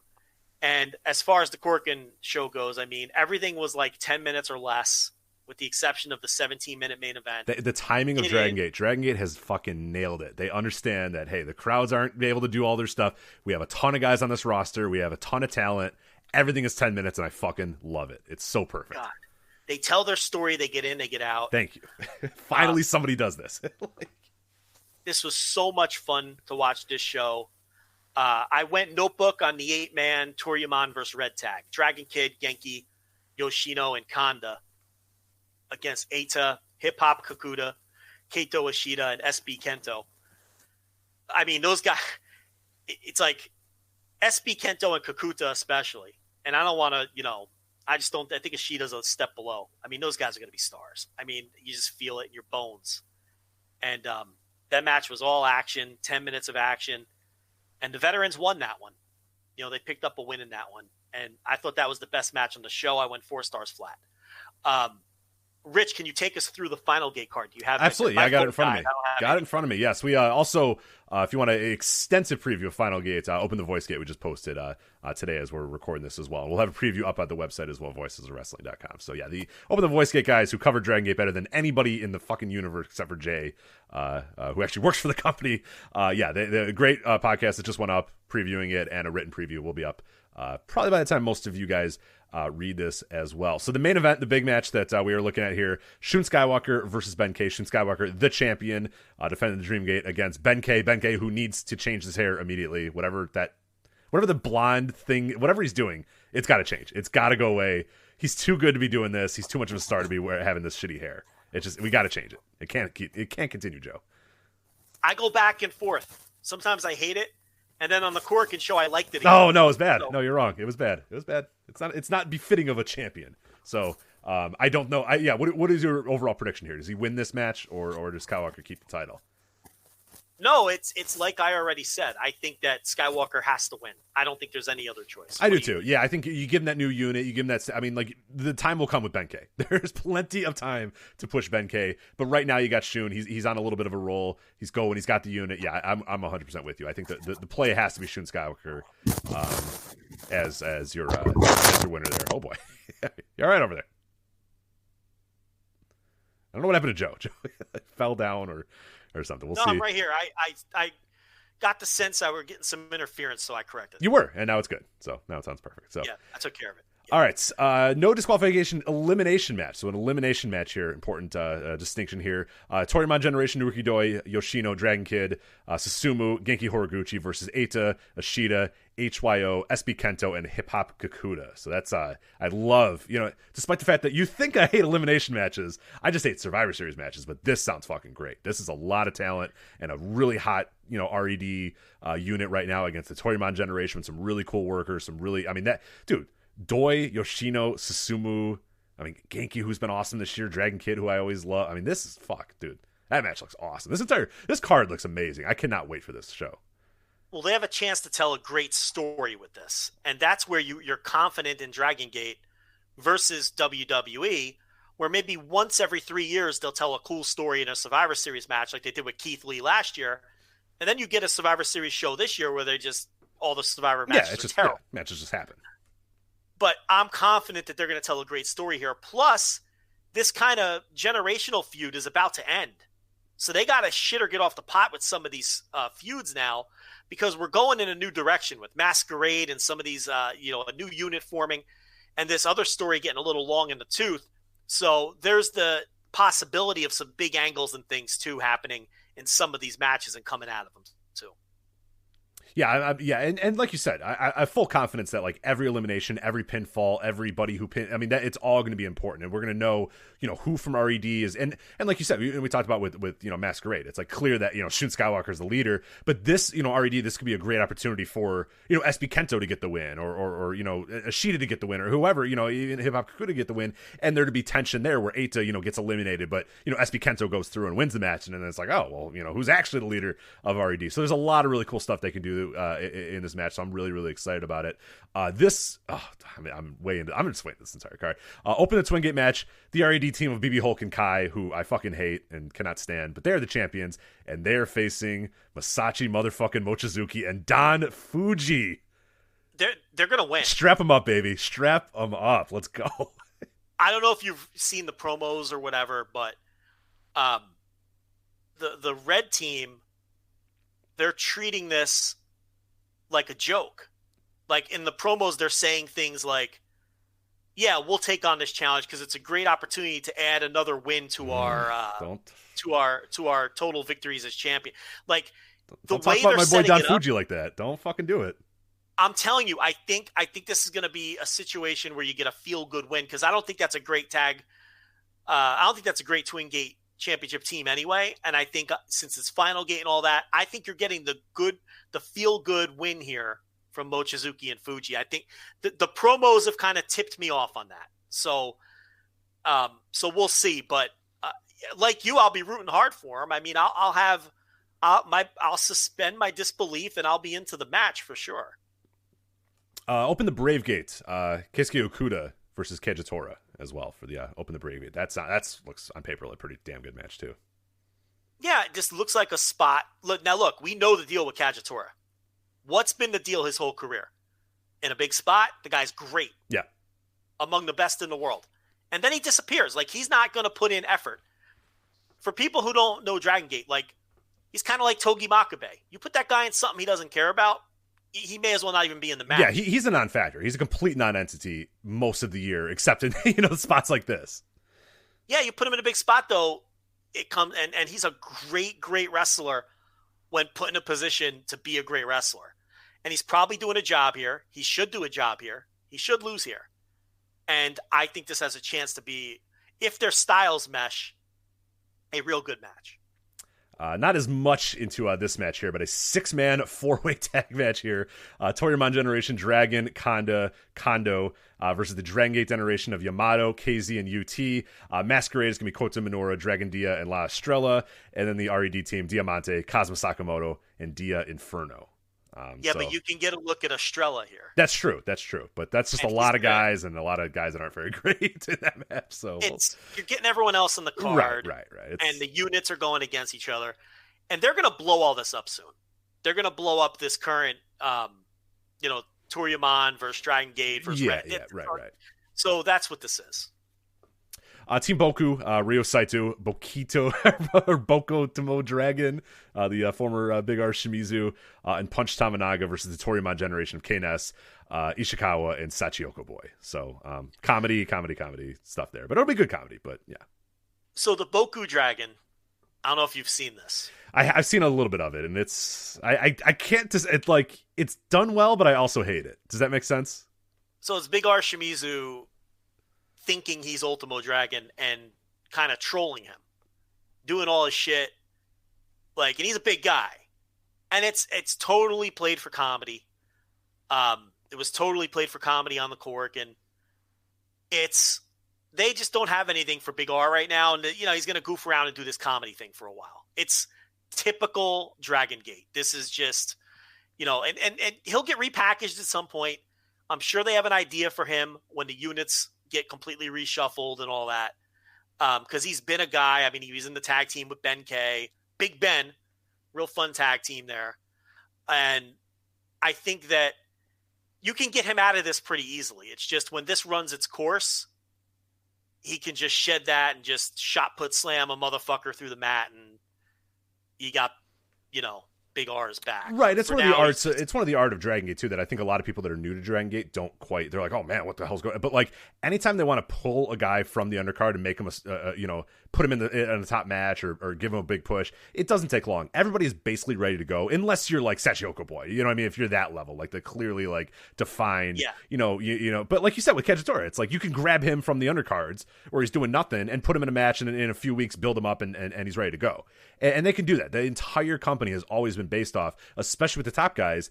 You're even in the peak days of Yamato and Doi and Yoshino, those guys would fuck around and do nothing for 6 months, and then you light the fire under their ass, and they're back, in Kobe World winning the title and stuff. You can do that, and they always have been able to do that because the way they book and kind of the structure and the unit and just everything they do is so. Yeah, the idea that he's not done. They clearly don't think, well, that's the end of Big R Shimizu. We have no new plans for this guy.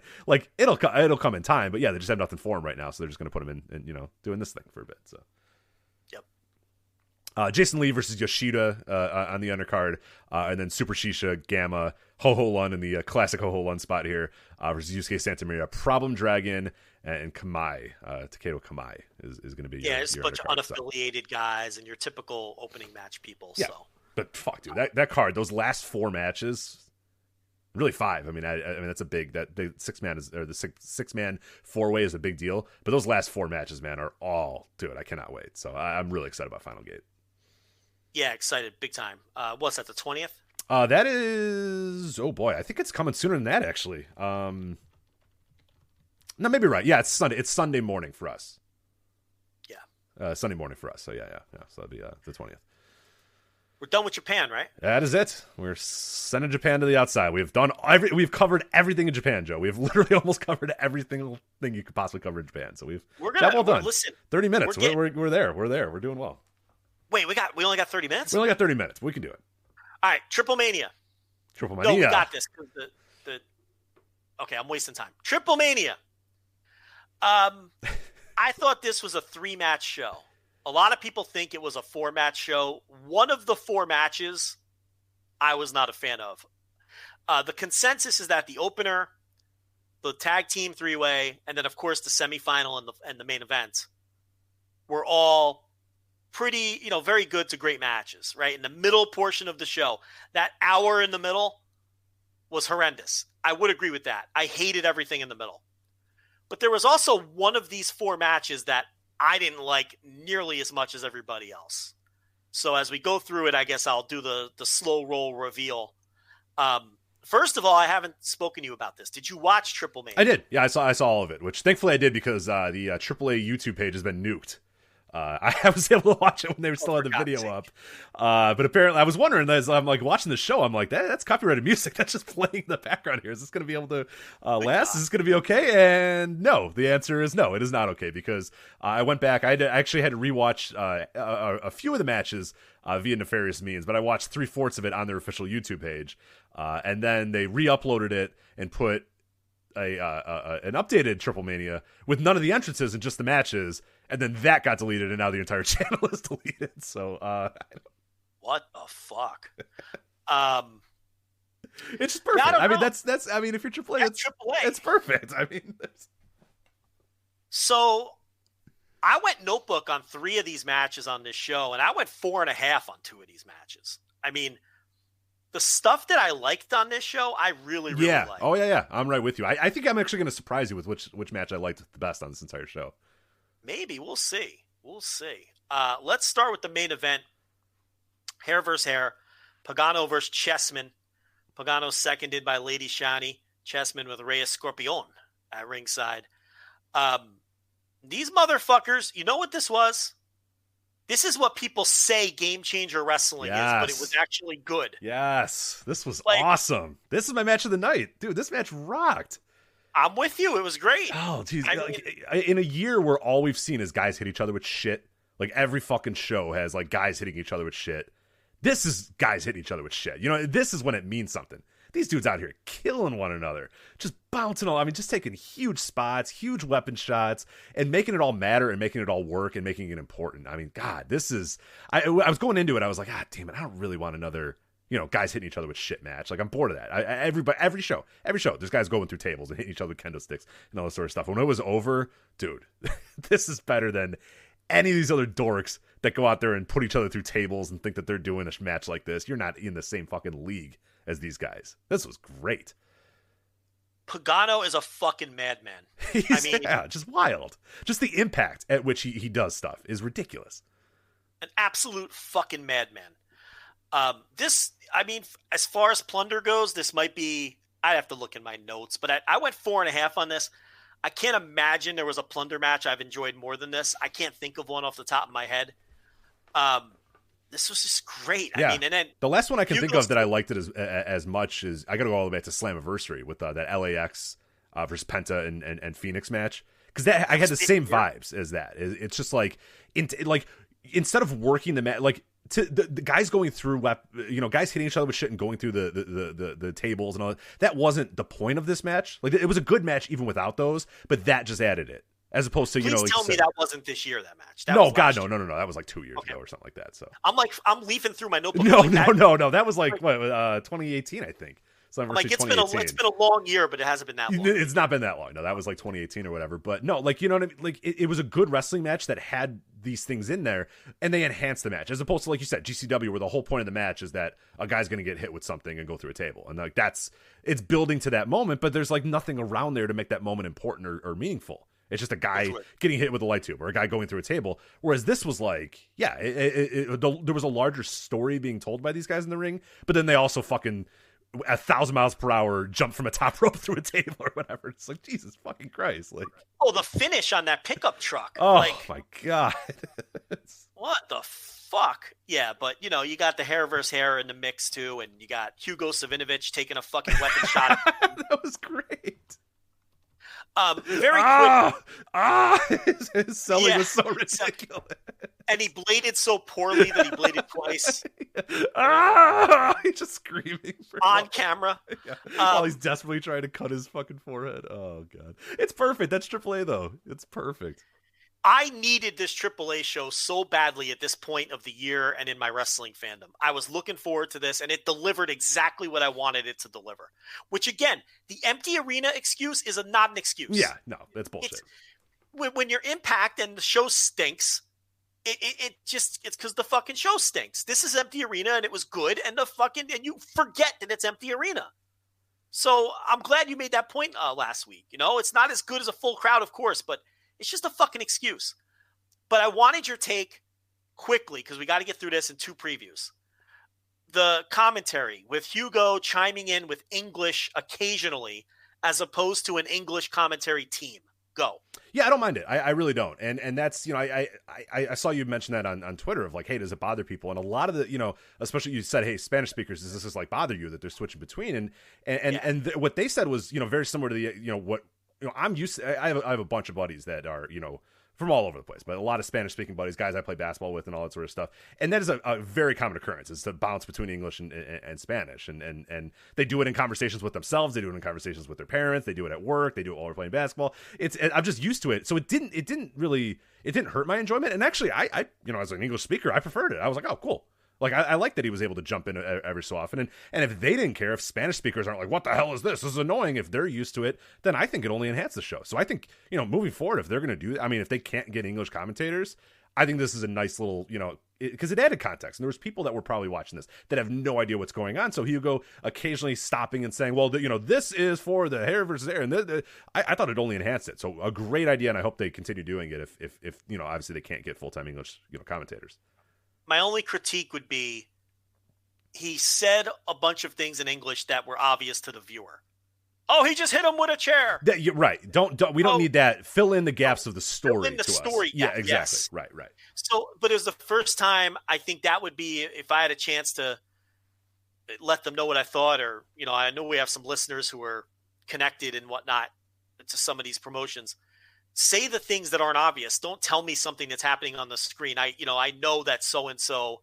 I know that that's Vikingo coming down to the ring. I see him. Like that, I don't need to know. I need to know the story gaps. Kenny Omega defeats Laredo Kid, defends the Triple A Mega Heavyweight title. He's probably going to win some other titles along the way, maybe the Impact title to do this belt collector gimmick. I didn't think for a second he was going to lose.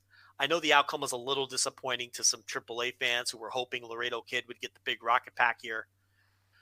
But this fucking ruled.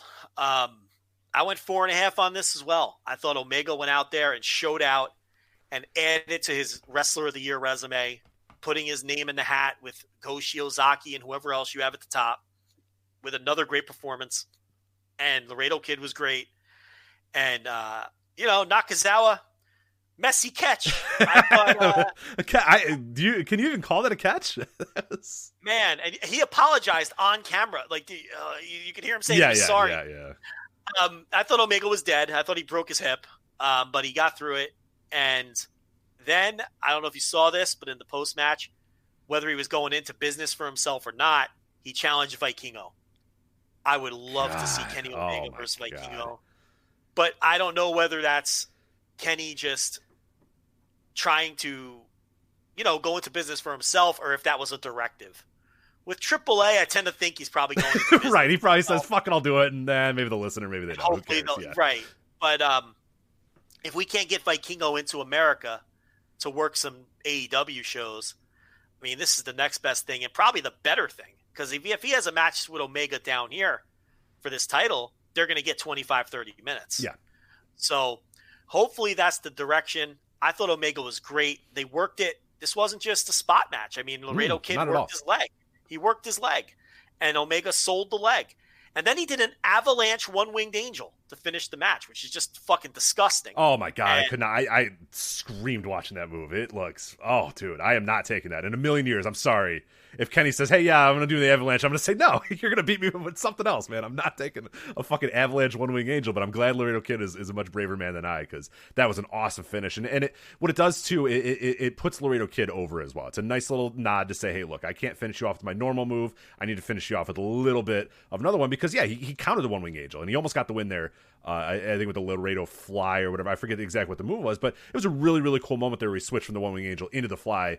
And then, Kenny obviously has to say, okay, well, now I have to go to the top and really drop your head onto the fucking mat to beat you. So, yeah, I thought in a way that people complaining about the title don't really get it in AAA either. Like, Laredo Kid it will benefit from this match because he was given a big, big spot, and the title is relatively meaningless, too, for AAA. So this is such an underrated title reign. I mean, the Phoenix match to win the title was great. I thought the Dragon Lee match was really good. I like this Laredo Kid match better than both of those matches, and I thought both of those matches were excellent. And then he had the matches in AEW. The match against Sammy Guevara on Dynamite, which was, I think I went 3 3/4, but borderline notebook there.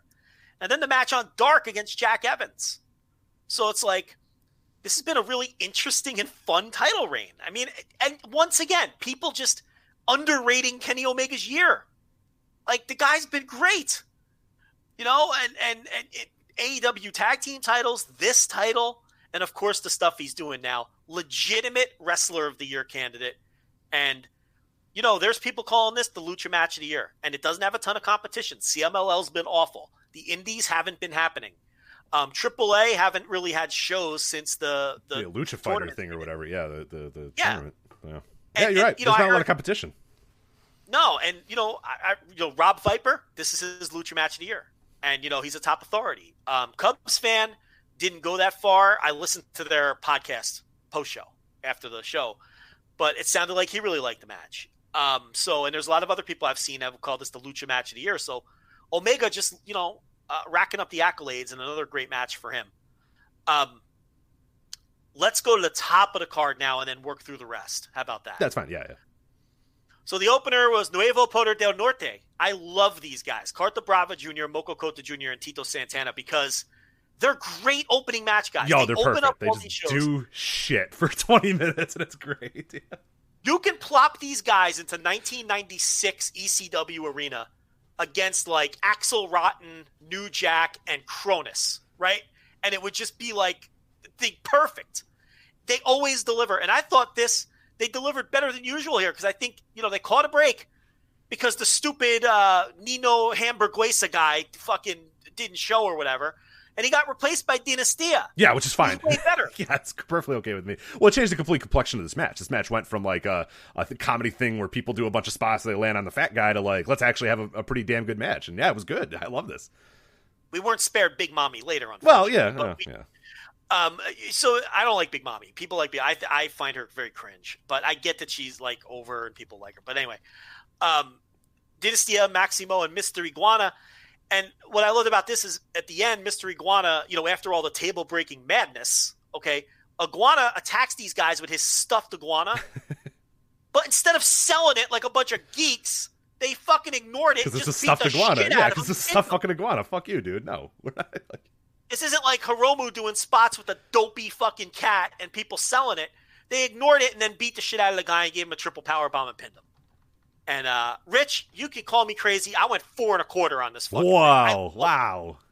This perfect opener on a show like you're not this. wrong. I mean, I'm 4, so I still obviously liked it, but oh Jesus Christ, you're killing me. I know, I'm just kidding. No, this is fucking awesome. Yeah, and I'm totally with you that the whole complexion of the match changes with Hamburguesa in there, and I love that that he didn't show or whatever, and that we got instead just a really fucking awesome really cool match. Yeah, you're absolutely right. Those guys, just the fucking Grimers going out there and just doing, they're awesome. They would fit on any opener in any company ever. You know what I mean? Like, because who wouldn't love that? Who wouldn't love just some trash bag guys come out there and just do shit? You know what I mean? That's perfect. Like, even classic Ring of Honor, they could come out and muck it up with, some dudes. So they're in the perfect spot every time on these cards, and they're a lot of fun. And so I guess you figured out the fourth match that I didn't love as much as other people. Yeah, well, I'm glad, because I'm right with you. I heard a lot of people put this match over, and I watched it, and I was just like, oh, fine. I don't know. It didn't do much for me. A lot of good names, but I didn't like the structure. I didn't like the finish. I thought it was just guys doing stuff. I don't know, which might sound hypocritical after I put over the first match, but I thought the first match wasn't just guys doing it. I thought it was just a go plunder style, and it just landed with me. Whereas this, and then the finish where Pentagon goes out with the injured foot, comes back without the boot. I don't know. I could do without that crap. So I don't know. This just didn't land for me. I didn't think it was a bad match by any means, but yeah, I thought it was like a 3-star match with a finish that I didn't like. Yeah, I'm right with you. The names, there's a lot of really good names in there. There's a lot of good potential, but yeah, I don't know. It just didn't seem like Lucha Brothers were on their best game, and it really didn't seem like anybody was on their best game. It was a little sloppier than I wanted, and it was fine. It was good, and they didn't overstay they didn't overstay their welcome. But yeah, I didn't love it. So I thought the rest of the card sucked. Copa TripleMania women's match, which is like the timed battle royal kind of gimmick, and they had the surprises. Big Mommy was a surprise, and one or two other surprises. The problem is a lot of these wrestlers really fucking stink. I thought the rules were unclear, and I feel like it was way too fucking long. This match felt like this was like the second longest match on the show. I know. It says it's only 23 minutes here, but I don't buy it. Like, I literally think this match lasted like 45 minutes. So it never ended. I kept looking down and saw 5, 4, and I'm like, oh no, come on. How many more people can there be back there? Jesus. Yeah, this fucking stunk. I mean, this is a negative star match in my opinion. I'd give it like negative star, negative 2 stars, somewhere in that range. One of the worst matches of the year. Did it overtake the Mimosa match? You'll have to stay tuned to when we give our awards out. I can't reveal that as of yet. Same neighborhood though in terms of how shitty it was. So we had Psycho Circus versus Blue Demon Jr., El Hijo de LA Park, and LA Park. This match purely existed to set up a Blue Demon Jr. versus LA Park match that may or may not actually ever happen. So they did the angle after the match, and otherwise, it sucked. I mean, I thought this was terrible, too. It wasn't nearly as bad as that women's match. It was like a 2-star match. Monster Clown almost died on a dive. That's the most memorable thing to come out of this, I guess. But the old guys in this match put in 0 effort and got, it sucked. So they were just a rush to get to the angle. I didn't like this at all. I hated it. Yeah, I thought it was really bad. I thought Park, I mean, he's a guy who obviously, has great matches over the last decade and whatnot, even before that, but he's looking real rough these days. Like, he was really bad in this. So big. He keeps getting fatter. Yeah, it's really getting too much. And, like, in this match, like, he was clearly the worst guy in the entire match, which is tough. I mean, and I hate saying, I like Park. I really like Park. Plus, he doesn't give a fuck. He doesn't, yeah, and it was like a fat guy that doesn't give a fuck. And it's like, it's LA Park, obviously. And you want and you expect a little bit more, but this dude came out with no effort, didn't care, looked like shit, and yeah, it ended up really dragging this match down. And there was there was nothing in this match that was good whatsoever. So yeah, I was very happy that this is over. So the Marvel match ended up being Brian Cage as, I don't even know. I'm not gonna be able to translate for you, but yeah, he was. But the American versions, even I don't remember. Black Taurus was Venom. Yeah. Leo Rush was Spider-Man. And Dago was Captain America. Correct. Yeah, what was Cage? I forget what Cage was. I don't know, fucking Thanos or something. I don't know. Yeah, maybe that was it. I don't. Yeah, I'm not up in my Marvel stuff anymore, so I can't. Terror Purpura is the Mexican version of the character, but I don't know what that is in them. Maybe just run that through a translator. But the idea here is they are Marvel characters. They're supposed to be the characters, not who they are, and it's supposed to be a long-term play.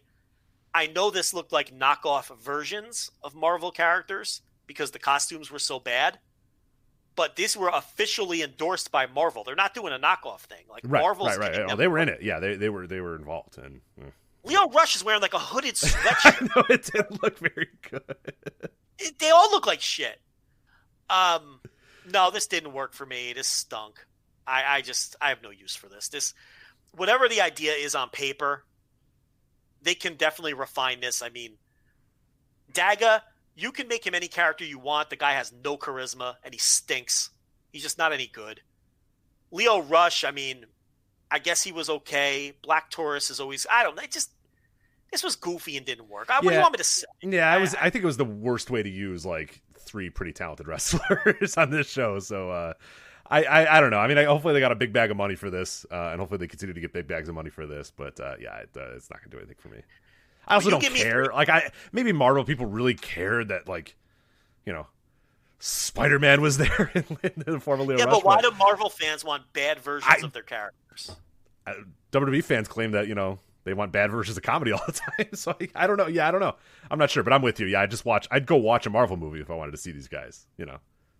I don't need to see Daga play Captain America. I'll just go watch, Captain America movies. So you give me 3 matches like the opener, the semi, and the main event.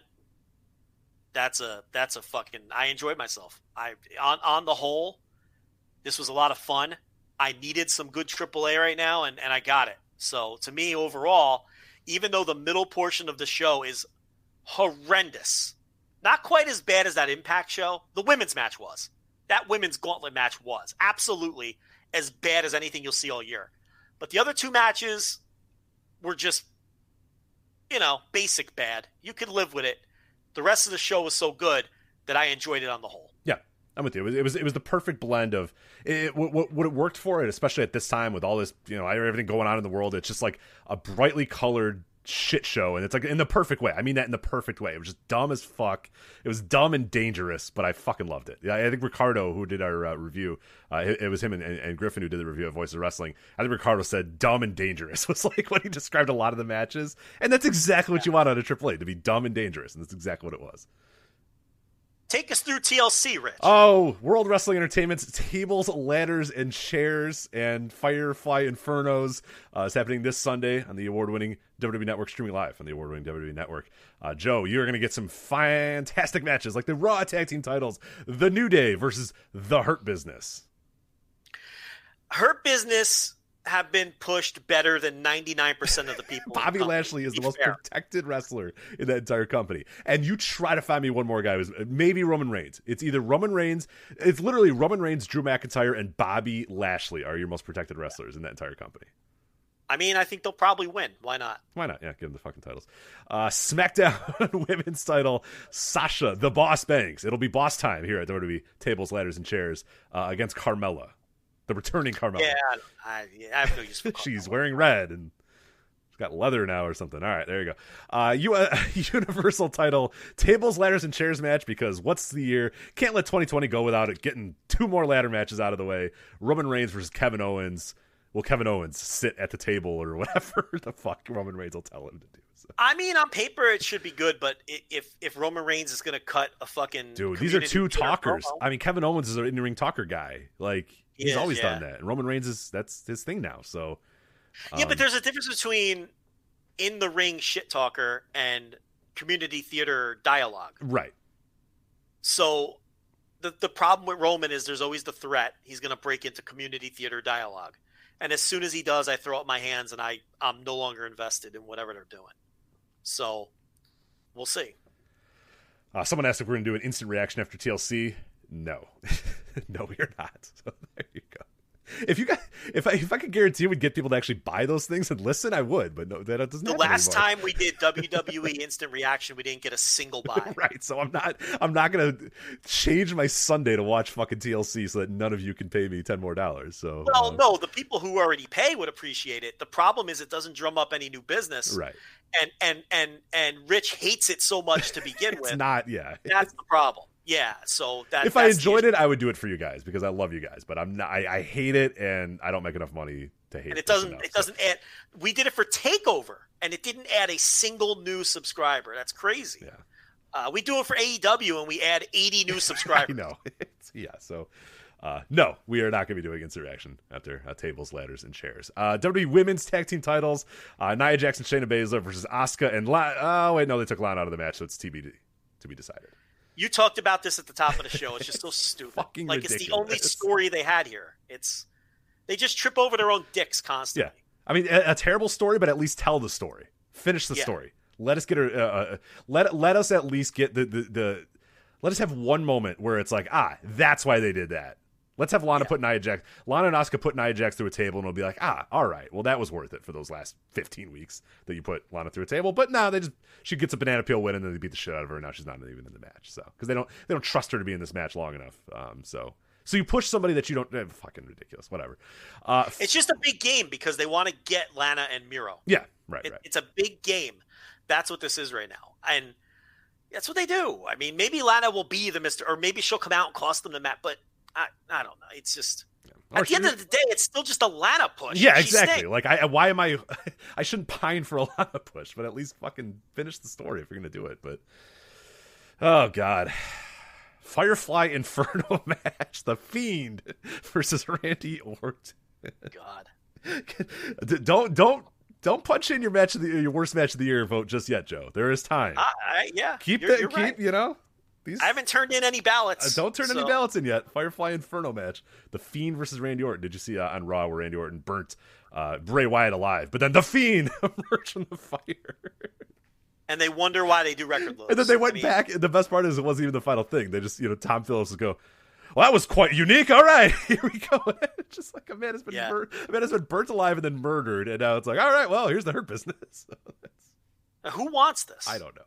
So bad. Nobody wants this. And the Redditors want it. Yeah. People that ask, why don't you count YouTube views in the Nielsen ratings? That's who likes this. All right. Yes. WWE title match, TLC. One more ladder match here for the year. Drew McIntyre defending his title against AJ Styles. I think that Drew will work hard as he has all year.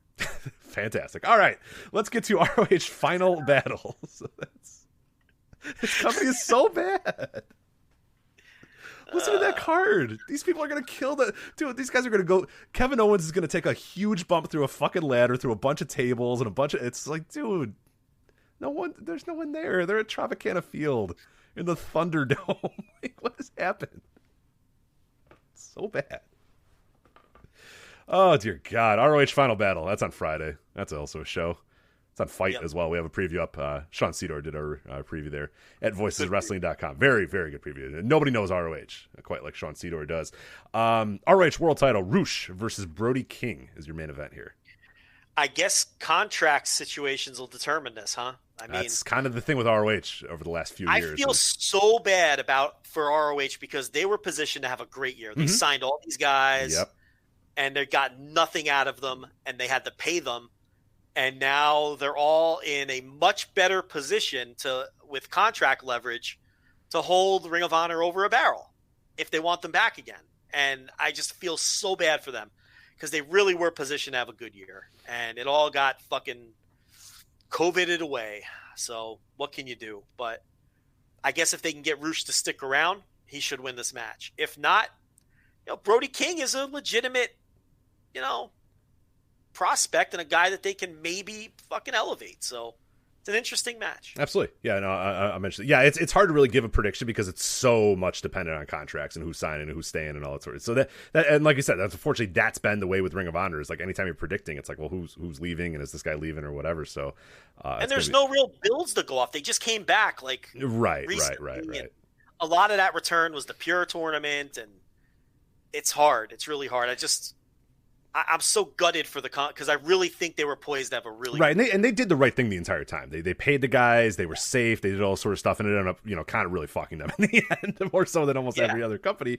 Like they should have just fucking ran empty arena shit because now the year's up, contracts are up, and they got nothing. They did nothing this year. It's a completely lost year for Ring of Honor. I mean, more power to them. They did this, but in the end, they might regret that they were that they followed the rules and did the right thing. Think about Dragon Lee. He had a contract at Ring of Honor. He just signed a contract with New Japan. And Ring of Honor, New Japan, and The Crash all shut down this year. And he hasn't worked a match since February. Oh my God, you're right. Yeah, you're right. And he signed everywhere to have a huge year. And he was poised to have a breakout year. And he hasn't wrestled a match since February 29th. Anyway. Man. ROH World title, tag team title here. Jay Lethal and Jonathan Gresham versus Mark Briscoe and PCO. Yeah. So it's just no build. I mean, like it just matches like it's hard. Yeah, you got to be like, hey, that's a. And it's not their fault. Those are good wrestlers, but yeah, you can't. I mean, Gresham's doing double duty on this show because he's got the tag title and the pure title, so he's doing double duty. A bunch of guys couldn't work it because they showed up with COVID, so that became a disaster too. Mm-hmm. ROH World TV title, Dragon Lee, as you said, defending the title against the winner of the opening four-way. So there's a four-way match at the in the pre-show, which is Tony Deppen, LSG, Josh Woods, and Dak Draper. I assume that's going to be Tony Deppen, but I guess it could be Josh Woods. Probably, but I'd guess Tony Deppen, but we'll see. Yeah, whoever's under contract, right? I mean, you're not going to push a guy who's not under contract or whatever, and you just. You see it. At least it's 4 new faces. Mm-hmm. That's so from that perspective. But I would presume whoever. I don't know that Deppen is signed or not, so I don't know. That's true. Yeah, a match that I am absolutely not looking forward to. A grudge tag team match here: Matt Taven and Mike Bennett versus the Righteous, Vincent and Bateman. So I mean, look, I don't love the Kingdom, but Mike Bennett landed on his feet. I mean, you figured at some point he'd be back. We talked about that, when he was trying to get out of WWE. So it's Bateman and who? Bateman and Vincent. And Vincent, yeah. I was into the Vincent before they shut down. I liked what they were doing with him, and he's got his own little unit here. The Righteous, the Righteous. Vita Von Star, Bateman, yeah. It's like a spooky thing, and without the theatrics. They're just like goth guys. Yeah, they're just like creepy goth guys, basically. Yeah. Yeah, they're not doing magic tricks like Bray or fucking who's the Rosemary, none of that bullshit. They're just, they're fucking creeps. So, and there's obviously a grudge there because he broke up with he backstabbed Taven and broke up with him, and now Bennett is back. So there's a match with a little bit of a story, even though they haven't had a year. At least that match has some story. Right, and he came back and he put him through a table and that sort of. So there's definitely a story there, and I appreciate them trying to tell the story. It's just it's gonna be tough with Matt. I mean, those are a lot of names that I don't really want to see wrestle ever, but it is what it is. So Pure Rules is for the ROH Pure Championship here. Jonathan Gresham defending his title against Flip Gordon, so that should be pretty fun. And Bateman, just going back quickly, Bateman is one of those guys like Slex, the business, who had just signed with Ring of Honor, and they had their years wiped out when they were about to get their breakout. Yeah. And Tyler Bateman's a guy who's been waiting years for a breakout. Yeah, I know. It sucks. And it's just a Slex lost is year. A guy just completely lost. And Slex is a guy that I've been putting over out of the Australian scene. And, Slex, the business. And he, him too. And he's back in Australia, and who knows when they'll get him back. And it just sucks so bad. So, yeah, Gresham and Flip Gordon. Flip Gordon you don't think of as a pure guy, but we'll see how he does in the style. Also a Pure Rules tag match here. You got Fred Yehai, Wheeler Yuta versus Tracy Williams and Rhett Titus. Yeah, it could be good. Yeah, I'm interested in that one. And then I'm curious on your prediction for this one, or your hope in this one. Singles match: Brian Johnson versus Danhausen, with the stipulation that if Danhausen wins, he will get a Ring of Honor contract. You are never cheering harder for somebody named Brian Johnson as you are on this night here. So, I mean, we know that he's already signed, so that's. Well, maybe you didn't know that, but that takes a little. It's not a shoot contract signing. Right. Yes. So, or even the idea of it's like we know that he's signed. Right, so no matter what happens here, he's not going anywhere. But look, you want to do Danhausen in your prelims and keep him there, you live with it. It's like up and down the card. That's where I'm going to have a problem. To be fair, what I've seen of him in Ring of Honor was actually kind of entertaining. Yeah, it's not bad. Yeah, I think if anyone's going to make it work, it's a more professional company that's going to reel him in a little bit. He might have some ideas, and that's fine. Like he's obviously a very creative guy, And we've never said we've always said he's a hard worker in terms of getting himself over, publicizing himself, getting on Twitter, getting on like doing a lot of the hard work of promoting himself. There's no question that he's done a great job of promoting himself. And he's got a lot of really cool ideas. But yeah, you said maybe he's a guy that would be better with a filter and not just, hey, do whatever you want, who cares? You're on the show, knock yourself out for 20 minutes, which is what happens on most indies. Or just doing the tequila spot on every show. Right. Fans want to see. Like you're saying, he can have more direction from the top instead of shooting his own angles and all that. Because you get no direction on today's indie scene. It's just do whatever you want. It's just directionless. So, and what I've seen of him in Ring of Honor, it's the best of him. He's actually kind of funny. I'll be honest. It's just I'm so tired of him on all these indie shows I watch because it's the same bullshit every time. Mm-hmm. It's overdone. It's the tequila thing. It was never entertaining to begin with. So you live with it here on the prelims like this little comedy match. It's fine. Joe, that's it. We did it. We did it right around 3 hours. 3 hours and 1 minute. We went 1 minute over, but we fucking did it. We covered literally like 12 topics. It's fucking ridiculous, but we did a classic Flagship here. So proud of you for keeping this thing on track. Proud of us for just this awesome show. It's a really, really good show here, if I do say so myself. Anyway, that is it here for Voices of Wrestling. Stay tuned. We might do a show next week. Obviously, with the holiday, it's going to be tricky. We were not going to record on a Thursday because I believe that's Christmas Eve or Christmas Day. I forget. We'll see. We don't know what we're going to do. We're going to figure it out. We won't have a show on Thursday or Friday, though, with Christmas Eve or Christmas Day. But we'll see what we can do about maybe earlier in the week. But we don't want to say anything official yet until we figure out what's going to happen because Joe's got to buy all of his gifts still. So. Even though that's probably going to take like 2 hours. So anyway, voiceofwrestling.com/Amazon for your last minute gifts, of course, as well. But that is it for us. So voiceofwrestling.com for all the previews and reviews of the shows we've been talking about. Patreon.com/voiceofwrestling for all of our premium stuff. Thursday TV reviews, the retro best, the Super Juniors, instant reactions, all other good stuff going on there. I'm doing NBA Intelligentsia coming up to preview the Christmas Day games in the NBA. So plenty of stuff there at patreon.com/voicesofwrestling. And that is it for us. So for Joe Lanza, I'm Rich Craich. We'll see you next time on the Voice of Wrestling Flagship Podcast. Take care.